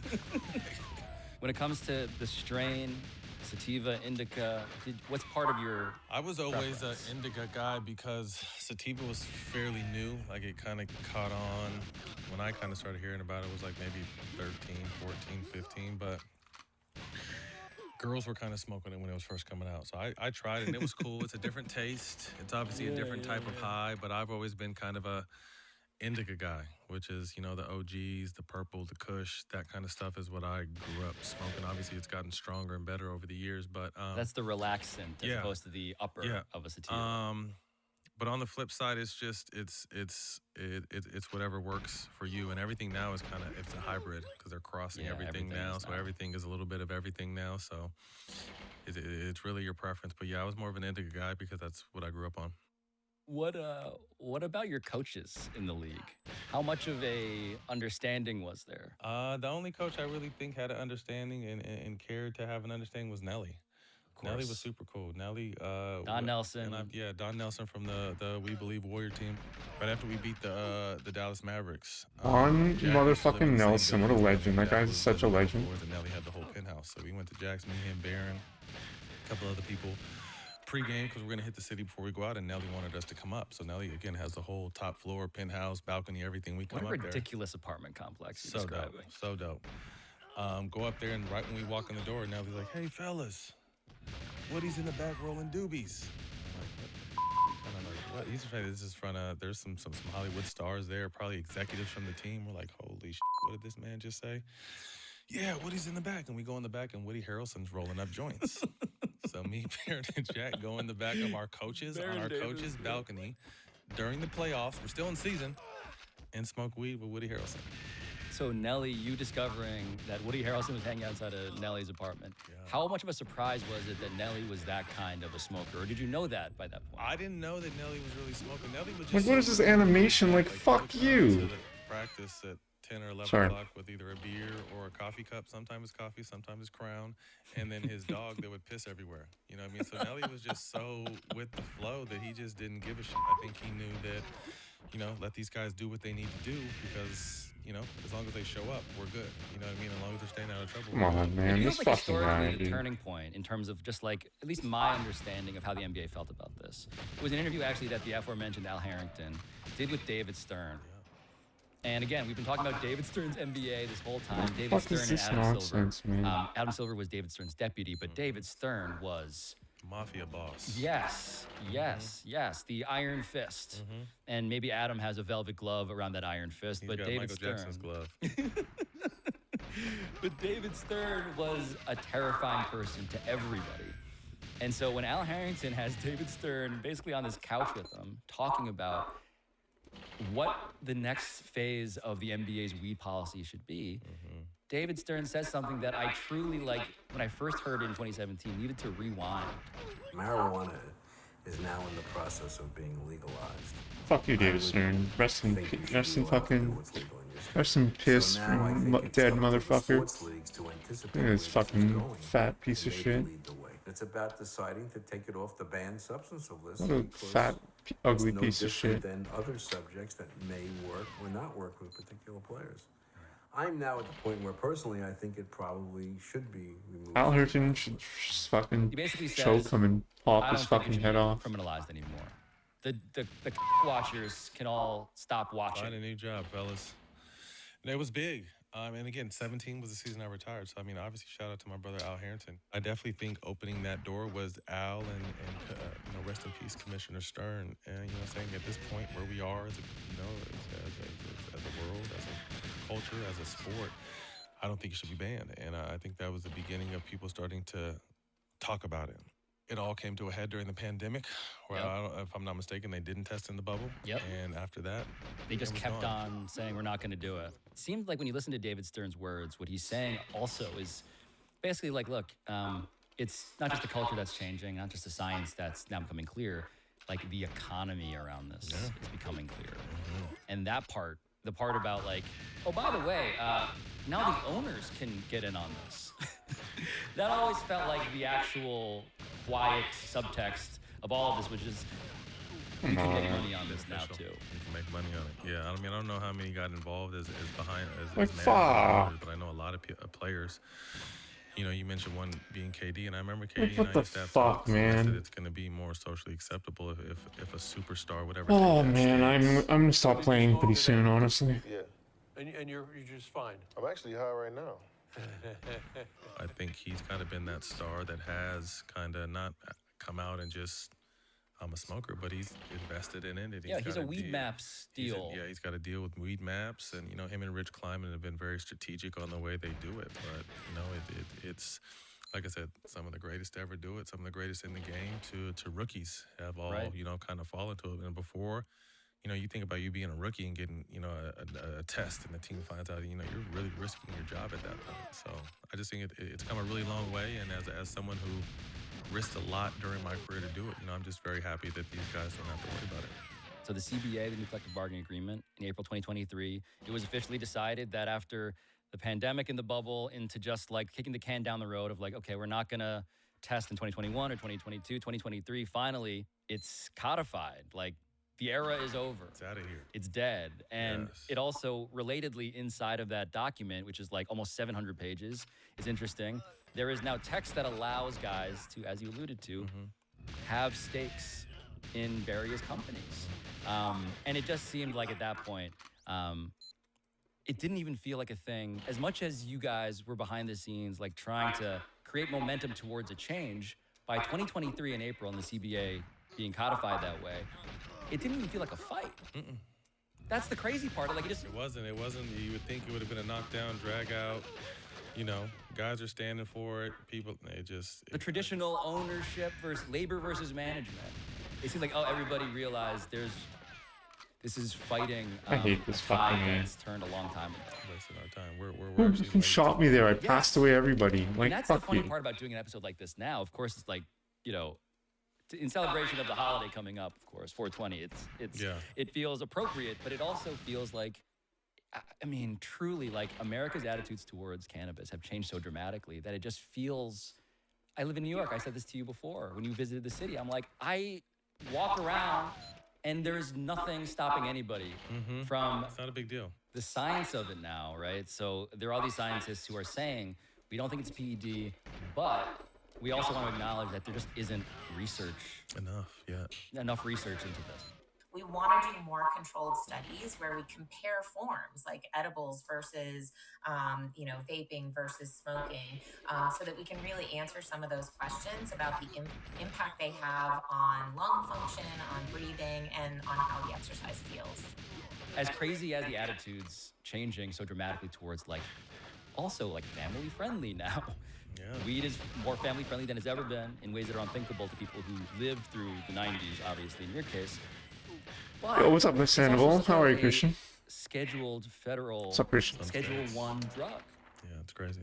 It'd be nice if this drug was actually like federally decriminalized. You would think. So that science can officially dive in all the way on what does this do to a person from the athletic sports context. That would be nice. And just a little deeper of, you know, people with minor cannabis offenses are not sitting years in prison. No question. You know what I mean? So it's just like, we're out here making money on it now. Good, man. And people who, you know, did it as a means of survival to get by are rotting away in jail, you know, or been killed over it. So it's just, it's a deep journey that we've been on. But I feel from a professional sports standpoint, I feel like everyone has it right. You know, it's not that we have to promote that guys are doing it, but we're not testing for it anymore.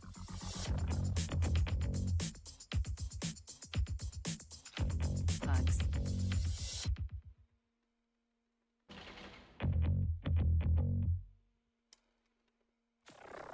What's the next phase of this, do you think? I mean, you mentioned mushrooms before. No, you don't hug me, mentioned bro. psychedelics before. I kind of feel like honestly the cannabis wave is kind of settled.